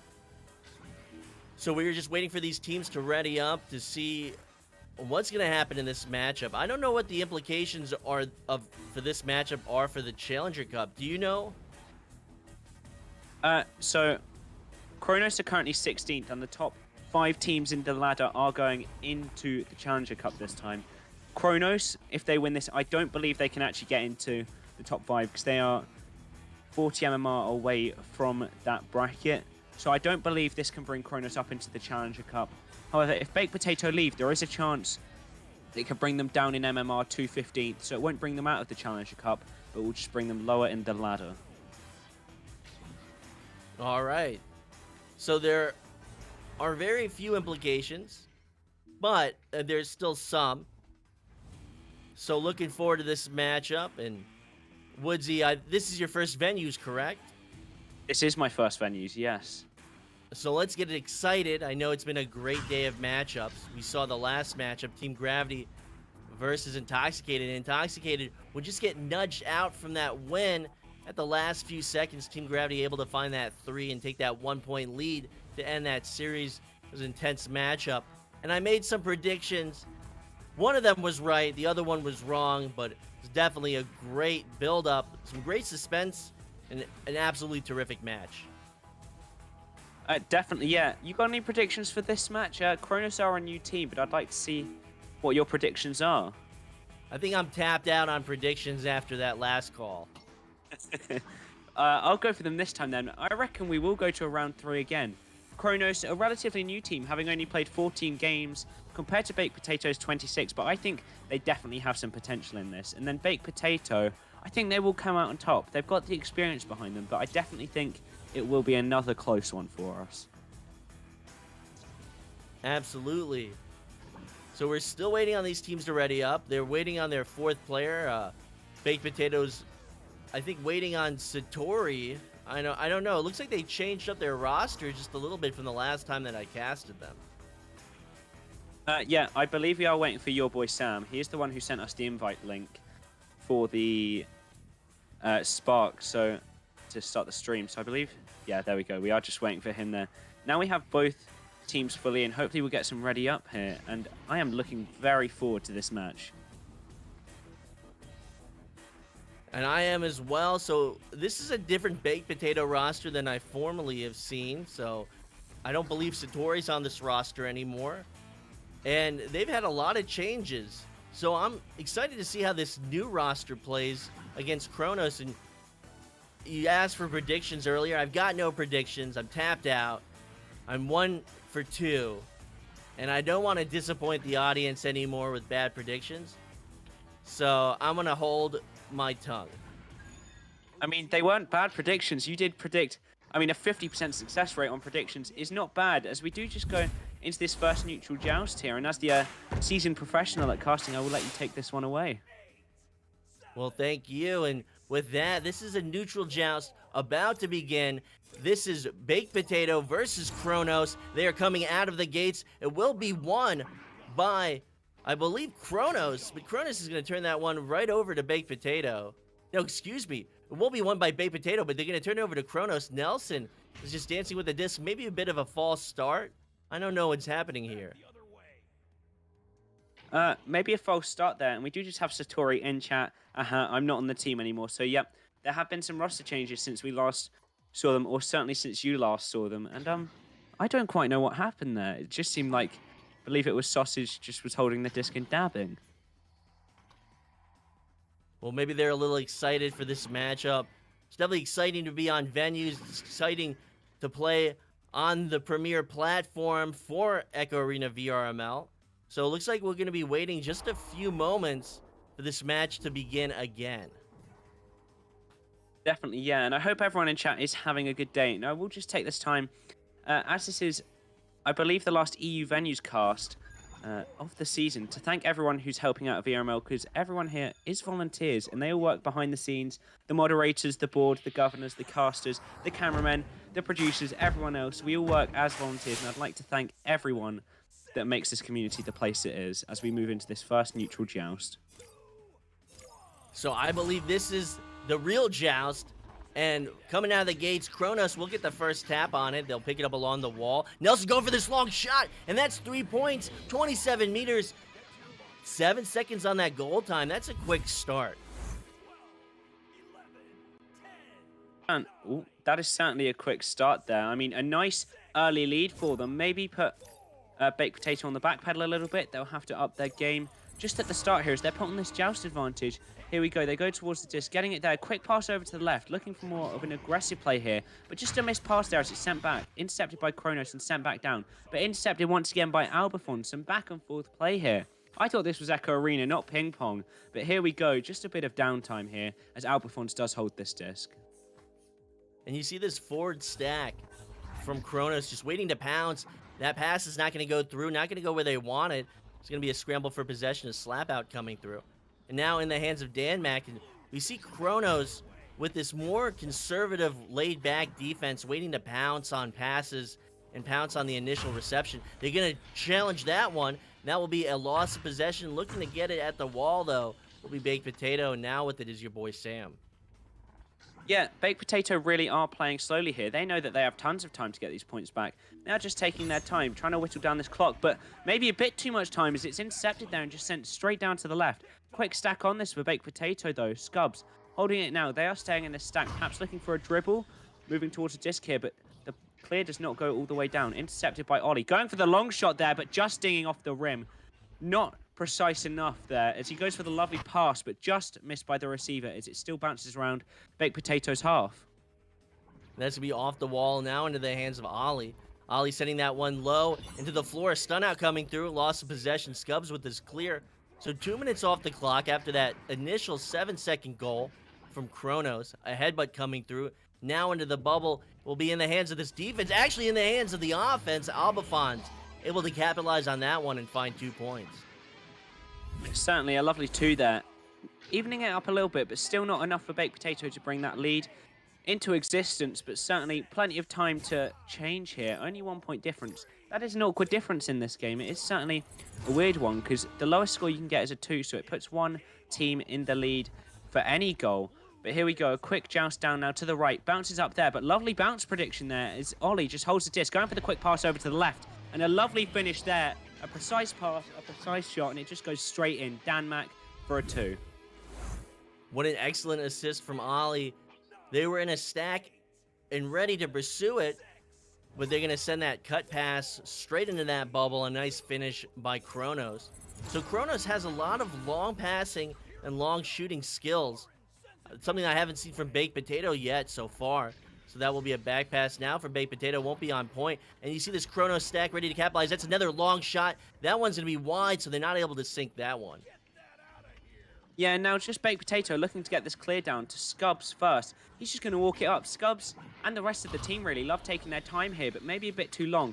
As the disc is thrust upwards, Albafon's managing to receive that. Going for a back pass, but maybe some miscommunication as it is sent into the middle of nowhere. Lindaway managing to get their hands on that first. Some use of the long arms there maybe in the one-on-one. Passes down to Sam. Sam looking for the shot maybe, or the lovely pass and a lovely save there from Chronos. Just getting it out of the danger zone there, out of the bubble, and it is sent back towards the Baked Potato half. What an excellent stop from Nelson. Nelson able to see that cut and make that stop to his lower left-hand side. And now with possession is Sausage. Sausage looking for an angle. Sausage sending up that pass. And the slam from Dan Mack. Dan Mack didn't hold anything back on that one. Chronos just pulling away here, 7-2. That is a nice lead to have this early on. Obviously, Baked Potato still have plenty of time to take this back. Nearly 6 minutes as they are put on this joust advantage yet again. I wonder what they will do this time as they go towards the disc. Grabbed first by Albafons. A bit of a slower strategy here. Missed on the receive by Scubs. Maybe the pressure is getting to him here. But he just manages to get back to the receiver of the disc. Get it back. Goes to Lindaway, then to Sam. Sam just taking his time on it. Walking it up as much as he can. Duking around a little bit. Avoiding the defender. Passing it back to Albafons for the reset. Back to Sam. Passes it all the way down to Scubs, I believe that is. He receives it there and just holds on to it for a little bit. So now with possession will be Chronos. Chronos able to capitalize on an error from Baked Potato. So Baked Potato retreating back into defense. So they're going to be able to pick it up. Will be Scubs. Scubs looking for that clear, but see, go right in the hands of that back stack. Ollie sending that one forward. Looking for the angle and a stop from Albafons. Albafons getting a hand on that one. Both teams clearly have a strong goalie here. Both making some very amazing saves during this first round. And just in chat, Luca Gaming, I donated and it didn't pop up. Sad the baby noises. Well, it didn't pop up for me either, but thank you for donating. And thank you, Linderway, for making that shot. Apologies, my my Atlas did just crash. So with that, that's a 3-point lead now to Chronos. Chronos with possession. It's Miali with the stack holding back, sending that one forward. They're going to get stunned by Baked Potato. They're going to get held back from that clear and boost. So now it's going to be turned over to Albafons. Albafons with it. And really taking their time working out of the back court will be Baked Potato. That's going to be through, and now at the floor, it's going to be into the hands of Scubs. Scubs going for that long shot, but that block's going to be in the way. They're going to be picking it back up. They're going to lose it, and really just not too much composure from this offense, although they will get that stun. Now in the hands of Nelson for the clear. And yeah, just the clear doesn't go quite through. It's just Scubs managing to get his hands on it, but the defense is there right away. Sam managing to just come out on top of that. Passing it over to the left. Tried to receive there, but just missed. Maybe a bit too far over. Maybe some miscommunication of where it's going. But here we go for the reset. Lindaway just doesn't quite seem to be where Scubs thought they would be. Dan Mack receiving the disc there, looking for the shot maybe, but just a bit high as the Chronos stack is first on that and just in for a lovely two-pointer. Nice calm and composed on the attack there, and they got that goal. So a 5-point lead, 3 minutes on the clock. This is the last matchup. This is Baked Potato versus Chronos. Baked Potato wants to see this win. They want to take it in 2, but they gotta get some rhythm going. So now with it will be Albafons to QB. Albafons just gonna go forward, try and pull out that forward stack. That forward stack won't pounce on Albafons. They'll pounce on that pass, but able to get it right back is Albafons as he sends that one forward. And nice, clean passing from Baked Potato. They have this cut into the bubble, but that one's gonna be too wide. I mean, some lovely passing plays coming out from Baked Potato here. Really good to see their coordination coming out now. Lindaway passing it over to the middle there to Albafons. Him walking up a little bit. Going for the low pass there to Sam. And Sam just walking it up. Taking his time, not pressured by the defense. Just managed to send it in for a nice little slam dunk in there. Bringing it to a 3-point lead to Chronos. Certainly closing this gap up here. Absolutely. So 2 minutes on the clock. 3-point lead to Chronos. Chronos wanting to maintain this. They will have possession, so Ollie now with it. And they run the stack from the back line. They'll turn that one over to the back line player of Baked Potato. But you see this offense on Joust advantage from Chronos. And with the challenge and the shot will be Scubs. Now only a 1-point lead, so able to make plays on these turnovers right now is Baked Potato. Certainly, yeah, that was a lovely fast shot there from Scubs. Amazing speed on that and amazing accuracy. Quite a tight angle there. Just bring that to 1 point. And freshy fresh, I think we'll see Baked Potato waking up in the next round. Seems like they're forgetting stack up. Maybe another prediction coming out from the audience now. You've really influenced them, Sputnik. But we just see the disc here in the Baked Potato half. Scubs getting his hands on it first, looking for this clear down. Just bounces through up high. Scubs first on this yet again. Maybe going for the shot, but he is just a bit too high for that as it bounces around. Both teams scrambling for it. Sausage, hands on it first, sends it lower, pass down to Ollie. Ollie looking for that clear, perhaps a shot up there, but just a clear in the end. Sam, hands on it now, looking for the clear, but lovely clear covering by Ollie. Getting it, passing it over to the right and looking for the shot here, just dinging. That is a really close shot for them. Dan Mac just dinging that, sending it back towards Ollie. Ollie now holding it, looking for the low pass though. Sending it over to Dan Mac. Dan Mac passing it back to Nelson. Nelson looking for the shot, but just a bit wide. And that will be an interception now from Scubs. This is a chance for Baked Potato to take this first round. Only 1-point lead to Chronos, but getting through will be Sausage. So 40 seconds on the clock. This first round is tense. It certainly is tense. There is just a 1-point lead for Chronos, leading into 30 seconds. That is not much time. And Nelson on that clear, just not letting the disc go back into his own half. They are in on goal here. If they get this, this will be the end of the round for Baked Potato. But a lovely save there from Sam. Just getting that interception towards the end there as it is sent back towards the right tunnel. Lindaway looking for this clear now. It is very close. 15 seconds left. Scubs needs to get this in now. Going for the pass, but lovely save there. Passing it back out to left. Lindaway on the clear, covering it. Looking for the pass through. Going for the pass to the backboard and in for your boy Sam. The coordination coming out towards the ends there to secure that round for Baked Potato. So Baked Potato is going to be able to clutch this first round from behind. And I'm excited to hear what RibbiT has to say on sideline. Hello, guys. Yeah, so what have we actually seen so far? Lovely little first round coming out here.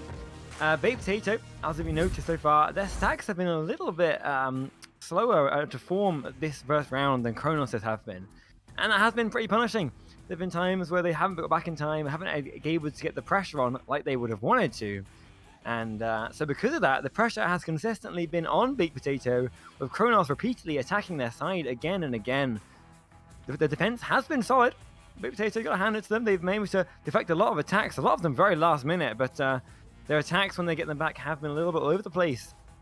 But that was mostly in the first half. In that second half, especially that last couple of minutes, that comeback was so clean, really nicely done, and although those teamwork could have been a little bit tighter at times, they have been enough for them to get back in the lead just right at the end. So if they can continue that through into this second round, then we could see a very different round right from the offset. Well, yeah, Baked Potato maybe taking that early lead, and Chronos being the ones trying to fight it back. I couldn't agree more. So now going into this second round, it's going to be up to Chronos to get this lead and maintain it if they want a chance in this series. But an excellent comeback from Baked Potato. And with that, this will be the start of the second round.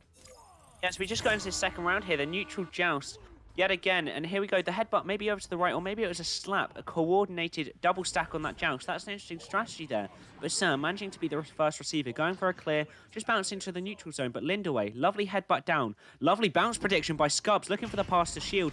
Goes for the shot, but just a bit too low off of there. Maybe stunned just before he can execute that. Lindaway manages to get that first. No stacks seem to be formed for Chronos. Just passing it over to the right. Scubs. Bit of time on him, passing it to the middle. Sam going for the lovely shot on that anchor, sending it in for a 2. Maybe an unlucky 2 there, but sending them 2 points up really early on. An excellent anchor shot from your boy Sam, and not able to find that one would be Nelson. So that's going to sail past Nelson. That's 2 points on the board. Baked Potato starting the second round off strong. They want to take this in 2 rounds. They certainly do. And Ollie just getting the disc here. They seem to be going for 2 stacks here on this offensive joust. Stacked down foot there first, going for the lovely 3-pointer. Sausage hitting his mark. What a marksman that man is. 18 meters per second. That is almost as fast as you can get it. Can't get much faster than that. 9 seconds. They are wasting no time to get this lead back. And we see a lot of great long shots from Chronos. Chronos has a lot of skill just with these long shots. We see it time and time again. They would start off the first round off the wall with a 20-meter, 30-meter shot right outside the tube. And right now, they just have to keep their stacks together. You see that one player from Baked Potato going forward to break up that forward stack. He's going to tie them up, and that's what they need to do right now. They're recognizing what they have to do against Chronos to find some success on offense. Yeah, I think Baked Potato really being punished for not having a goalie in there, but just a beautiful passing play. Baked Potato certainly strong in these passes, very precise. Scubs to Sam. Sam just in for the lovely two-pointer, just slipping it past the goalie, putting Chronos back on that joust advantage, and I reckon we'll see a nice fast one here because they do not like to be behind for long. So with this 1-point lead, 3 minutes off the clock, 2 minutes off the clock. Now with it will be Chronos. Chronos is going to almost turn that one over. Now it's going to be at the floor. This is a chance for Baked Potato. A slap out coming through from Chronos. Chronos is stacked, not able to readjust. I'll send a player forward. But Baked Potato able to get there, and that's going to now bounce towards the half of Chronos and be picked up by your boy Sam. Sam just looking to walk it up, passing it over to the left. Scubs looking to just slip it in past the goalie. The goalie went down, he went up. That's some beautiful play from him. Some nice shot placement, because that is a very hard thing in this game. But we just see again the passing plays coming out. Sam to Scubs, Scubs in for a 2. They really love this pass through to the middle, and it is certainly working for them. That it is. So now with possession is Chronos. Chronos with this staggered rollout. Double stacks is going to be turned over now to Baked Potato. Baked Potato looking at an open goal. That's not going to be good.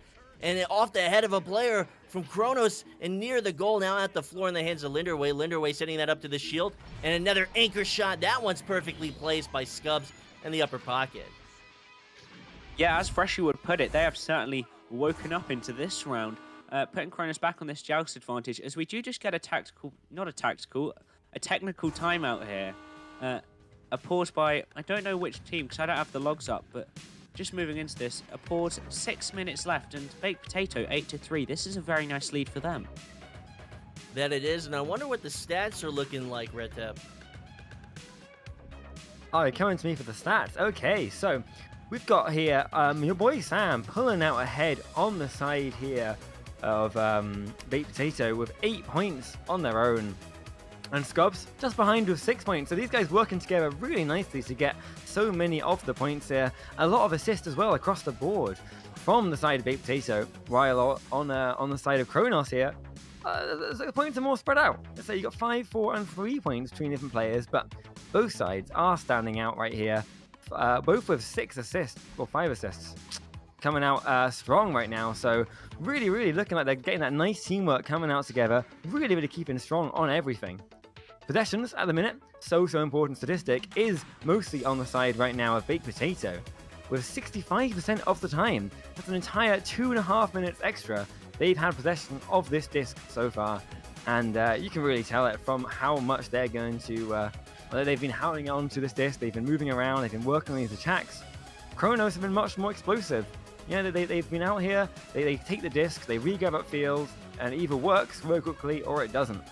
And they lose the disc again. So it does represent in the stacks, and so far this round it's not working so well for them.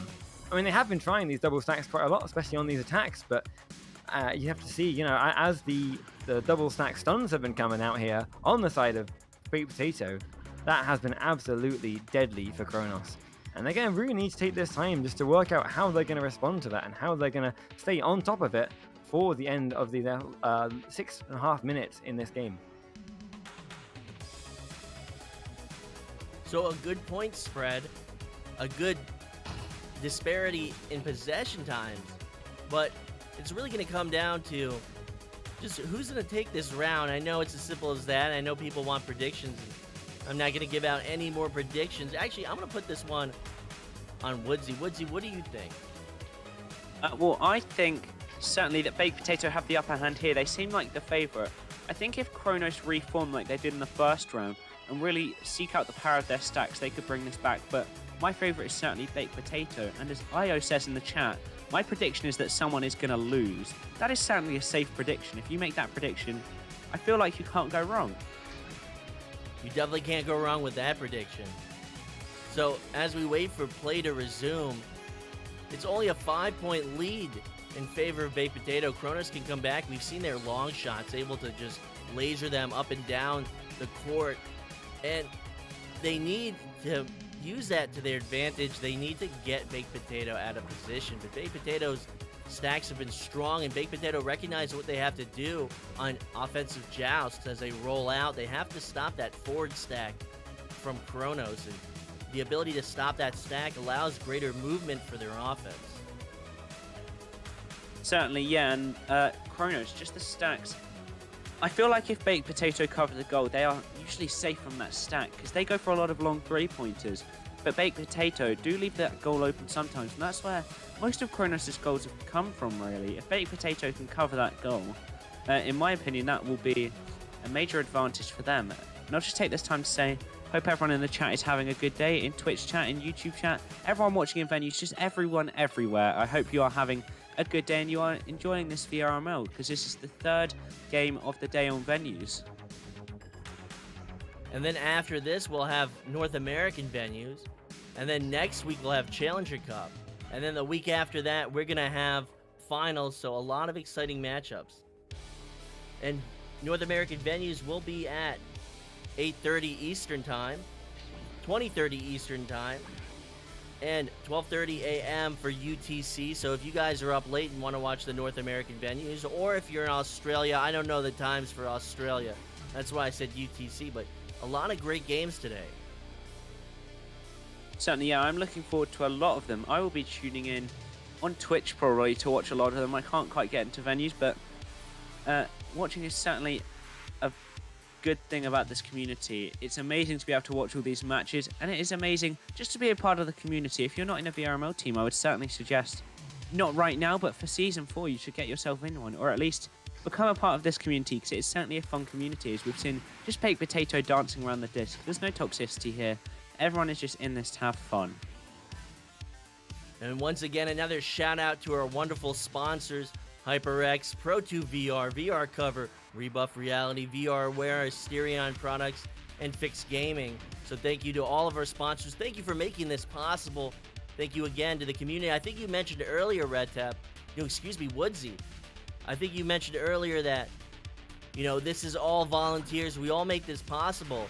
So a thank you to everyone involved in VRML. Thank you to all the watchers, all the viewers, all the followers. Thank you again. Certainly, yeah, that is what makes this community. And we just have had a dropout here from Chronos. I don't know whether I just haven't been paying attention or whether that has just happened. But we just have a dropout here as just maybe some technical issues, maybe some ping, just trying to fix it out here. Just a quick pause as we just wait for this timeout to finish. And you looking forward to the finals, Sputnik? How do you feel about them going into these last weeks? I'm looking forward to the finals. I hope I don't lose my voice. That's always a prevailing theme with the finals. And Challenger Cup next week is going to be just as exciting. The new format this season with the 3 Challenger Cups, it allows for the excitement of finals 3 times this season. And I think it's one of the greatest additions that the VRML, Echo Arena VRML has done. It's just so exciting. And those days are full of matches. If you're a viewer and you love watching Echo Arena, you can't go wrong. Certainly, yeah. I do book it out in the diary an entire day just to watch the VRML people cast away to their heart's content, and the players just play as long as they can. I believe it's, if you're in the Challenger Cup, you play 5 matches straight, I believe it is now. So it is certainly a trying effort, but it is just like the finals, and it is amazing to watch. All of these teams try their absolute hardest to get to this position, and that moment for them is the defining moment, whether they will get into that top 10 or whether they will just stay in the ladder. And we just have an unpause here, and this is Chronos on the joust advantage as we go into this last section. So we will have this unpaused in this second round. It will be Baked Potato taking the first round by 1 point. They now have this 5-point lead. And Woodsy, do you think that they're going to be able to pull this off in 2 rounds? I mean, I certainly think they could from here. Just they need to keep playing as they have. They've been playing very well this second round. They've certainly woken up. They've certainly found what works for them with a couple of quick interceptions, a couple of quick passes into the net. As we just see Albafons get it here off of the clear, going for the little bounce down into the clear. It's just thrust up high in the Chronos half. Ollie, first hands on that, just off of the head of Nelson, but received again, cleared down to the left. Both stacks going for this. Scubs, first hands on it. He's chill, he's calm. He's just waiting for the opportunity to open up. Just juking around a little bit on that defender. Lindaway to him, sending it down low, perhaps for the stack to receive. Just missed by the first one, and the second one intercepted by Nelson. Tried to go for the clear, but Scubs, lovely covering up there on that clear. Cleaning up anything that might be able to go through. Scubs looking for this down low pass. It goes to him. Lindaway, lovely shot in there. Not wasting any time on that opportunity that arose for him. And just sending it into the goal, sending them 10-3 up. So it looks like all that time spent dancing was time spent well for Baked Potato. Baked Potato would come out of this timeout strong, put 2 points on the board. But we're almost halfway through the second round. Now a 7-point lead to Baked Potato. And certainly, Chronos can still bring it back, but Baked Potato are trying to lengthen their lead here as Albafons just walks through the neutral zone. No pressure on him, really. All the defenders seem to be back in the bubble. Goes for the shot, perhaps, but just off of the head of a defender. Nelson getting the slap out. Bounces off of that thing there, though. The Geo in the middle, we know as Shield. Sent up to Albafons. Albafons passing over to the left. Sam receives, and just in for a lovely two-pointer. More of the passing plays coming out from Baked Potato. What an excellent windup from your boy Sam. Your boy Sam making that cut towards goal, recognizing that disc would be slightly behind him, extending that arm and following through. Excellent looking play from Baked Potato. As we just go out here, Chronos on the joust advantage again. Passing over to Nelson. Nelson passing it long again to Dan Mack. Dan Mack one-on-one with the goalie. Passing over, but just a missed pass there. Maybe a bit hard to predict that as the player was moving quite fast, but it is now in Scubs' hands. Lovely interception by Sausage, though, as he's in towards goal. Off of the head of Scubs, but received again by Sausage. Sausage going for the pass, but just a bit too wide as it bounces past the receiver and goes back into the hands of Ollie. Ollie to Nelson. Nelson looking for this opportunity. Over to Sausage, and Sausage just dinging it there. Chronos cannot hit these opportunities here. And they need to. 4 minutes on the clock. They'll go up to Ness. Sausage with the drive. Sausage with the shot. And Scubs with the stop. So Scubs not able to get that one out, but at least bide more time for this defense. Yeah, maybe a bounce shot there as it just bounces past the goal. Nelson looking for that opportunity, but now it's over in the hands of Sausage. Sausage looking for the shot, but a lovely save by Albafons. The defense for Baked Potato is certainly pulling their weight at the moment. Sam going for that clear down the middle, but Sausage on the clears. Chronos are amazing at covering those clears and going out for the shot, maybe. But intercepted by Sam. Sam looking for that clear once again as it bounces through the neutral zone into the half of Chronos. Talk about clustering towards the goal. And this one's might be in off the wall, but that one's going to ding. So a good chance. Another shot coming through from Chronos. Chronos is not able to finish right now. From 4 minutes, now almost to 3 minutes. I feel like they've been nonstop shooting on this goal. Certainly, yeah. Maybe the desperation or the pressure is getting to them as we move into the last 3 minutes of this match. They know they need to get some quick points here to get this lead back, but they just cannot finish here. Maybe it is because of this pressure, or maybe it's something else. Maybe Baked Potato has really just stepped up their game, and their defense is just impenetrable at this point. Lindaway now holding this, sending it up to the right, bouncing back down towards the lower half. Sam, hands on it first, looking for the opportunities, the passes, but just bounced off that Geo there, back towards his own half. So that one's to be through and off the wall now towards the bubble. Chronos has this advantage. They have an open goal, but they're not able to sink that shot. Coming out of goal will be Lindaway. Lindaway looking for this clear guy. Actually going to find that nice pass up to Albafons. But Sausage and that stack is going to pounce. Now an advantage for Chronos, but another ding and another shot. That one's going to be good. That's 3 points. That's what they needed. So only a 6-point lead. That ding would be to their advantage. Sausage going to finish that one off. Sausage finally getting the finish on there, managing to hit that shot. Went out for a 3. They do still need 6 points, which is certainly doable, but it is coming a trying task for them as they cannot just cannot get this disc in the goal.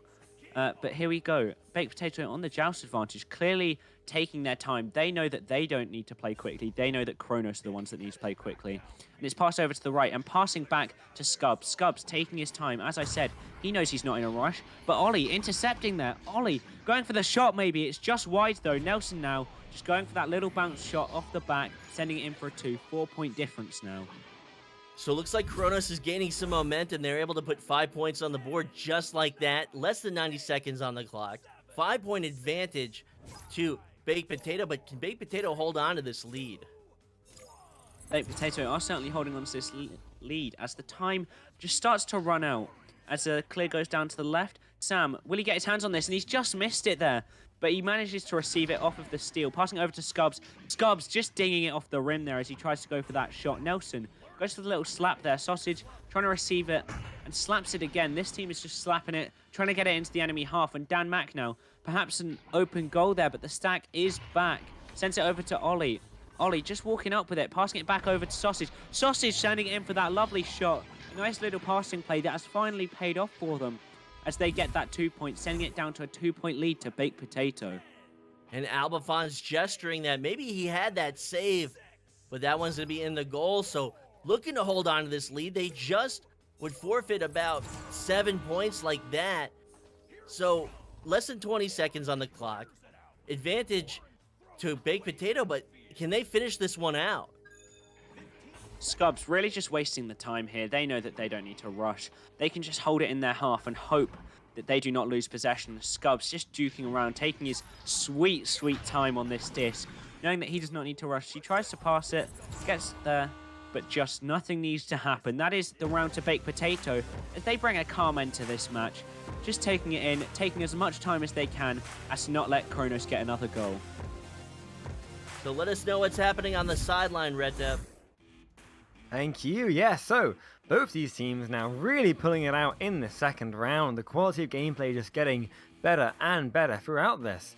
Of course, in this one here, we've seen Chronos starting off strong with those stacks, but focusing more after that break more and more on not just stacks, but also getting those passes up faster and cleaner together and winning back those points one at a time. At the end there, almost making it. So really putting the pressure on Baked Potato, and I feel like they're going to come strong into this third round. Now, Baked Potato obviously had the losing at the beginning of the first, came strong at the end of the first, and hit strong in second. Now Chronos is getting their momentum and their second wind, and this could be enough for them to get this third round in the bag. Unless Baked Potato are ready for it, they can call it, and they can just take their time and make sure they work on these passes, work on everything, and get everything nice, clean, and quick.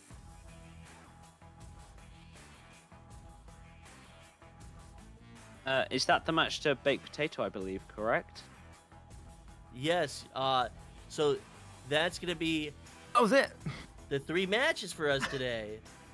So, oh, that was it! I'm sorry. That was it. Yeah, of course. No, they played beautifully in that game. So nicely throughout. Sorry, I lost it at the end there. But yeah, they really did play very nicely. I'm not going to lie throughout that. So, once again, that's going to do us for today. And what a terrific set of matches. What an absolutely great matchup between Team Gravity and Intoxicated. Team Gravity would edge out a victory by 1 point in the final few seconds of round 3. So thank you for joining us. Thank you all for watching the last week of season play for the European region for Echo Arena VRML. Thanks to all the viewers on YouTube, Facebook Gaming, and Twitch. Join us next week for the last Challenger Cup of the season for both EU, NNA, and then May 15th and May 16th will be the finals that will do us for this season. If you are interested in Echo Arena, it's free on the Oculus Store. Just search for Echo VR. And once again, thanks to our sponsors, HyperX, ProTube VR, VR Cover, Rebuff Reality, VR Wear, Asterion Products, and Fixed Music. We'll be back in a few hours at 8:30 p.m. Eastern, at 12:30 a.m. UTC for the North American venues. And any last words before you lead us out, or before we lead out, RibbiT? Oh, no, take it, Woodsy. I was just going to say thank you for the amazing season, and I hope to see you all again in Season 4 if I don't see you before then. Absolutely. And Woodsy, you got any last words? That was Woodsy. I am Reset. Yeah, in Sputnik. But I would say, yeah, no, it was a great game by both these teams. Big Potato really pulling that one out at the end there, playing so nicely, and can't wait to see more of them in this next season coming up. So thank you all for watching. I've been Sputnik Cobra. That's been Red Tep Worm, Woodsy, Palador, who joined us earlier, and Wonder T-Man on cameras. Thank you all, and we'll see you soon.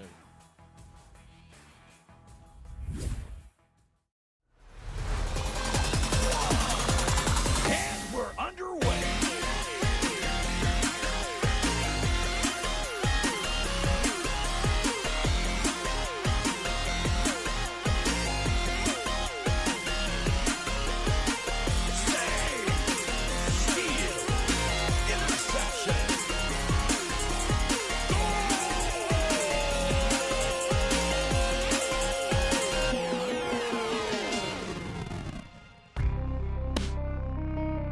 Season 3 of VR Master League Echo Arena is brought to you by HyperX, Asterion Products, Rebuff Reality, ProTube VR, VR Cover, Fixed Gaming,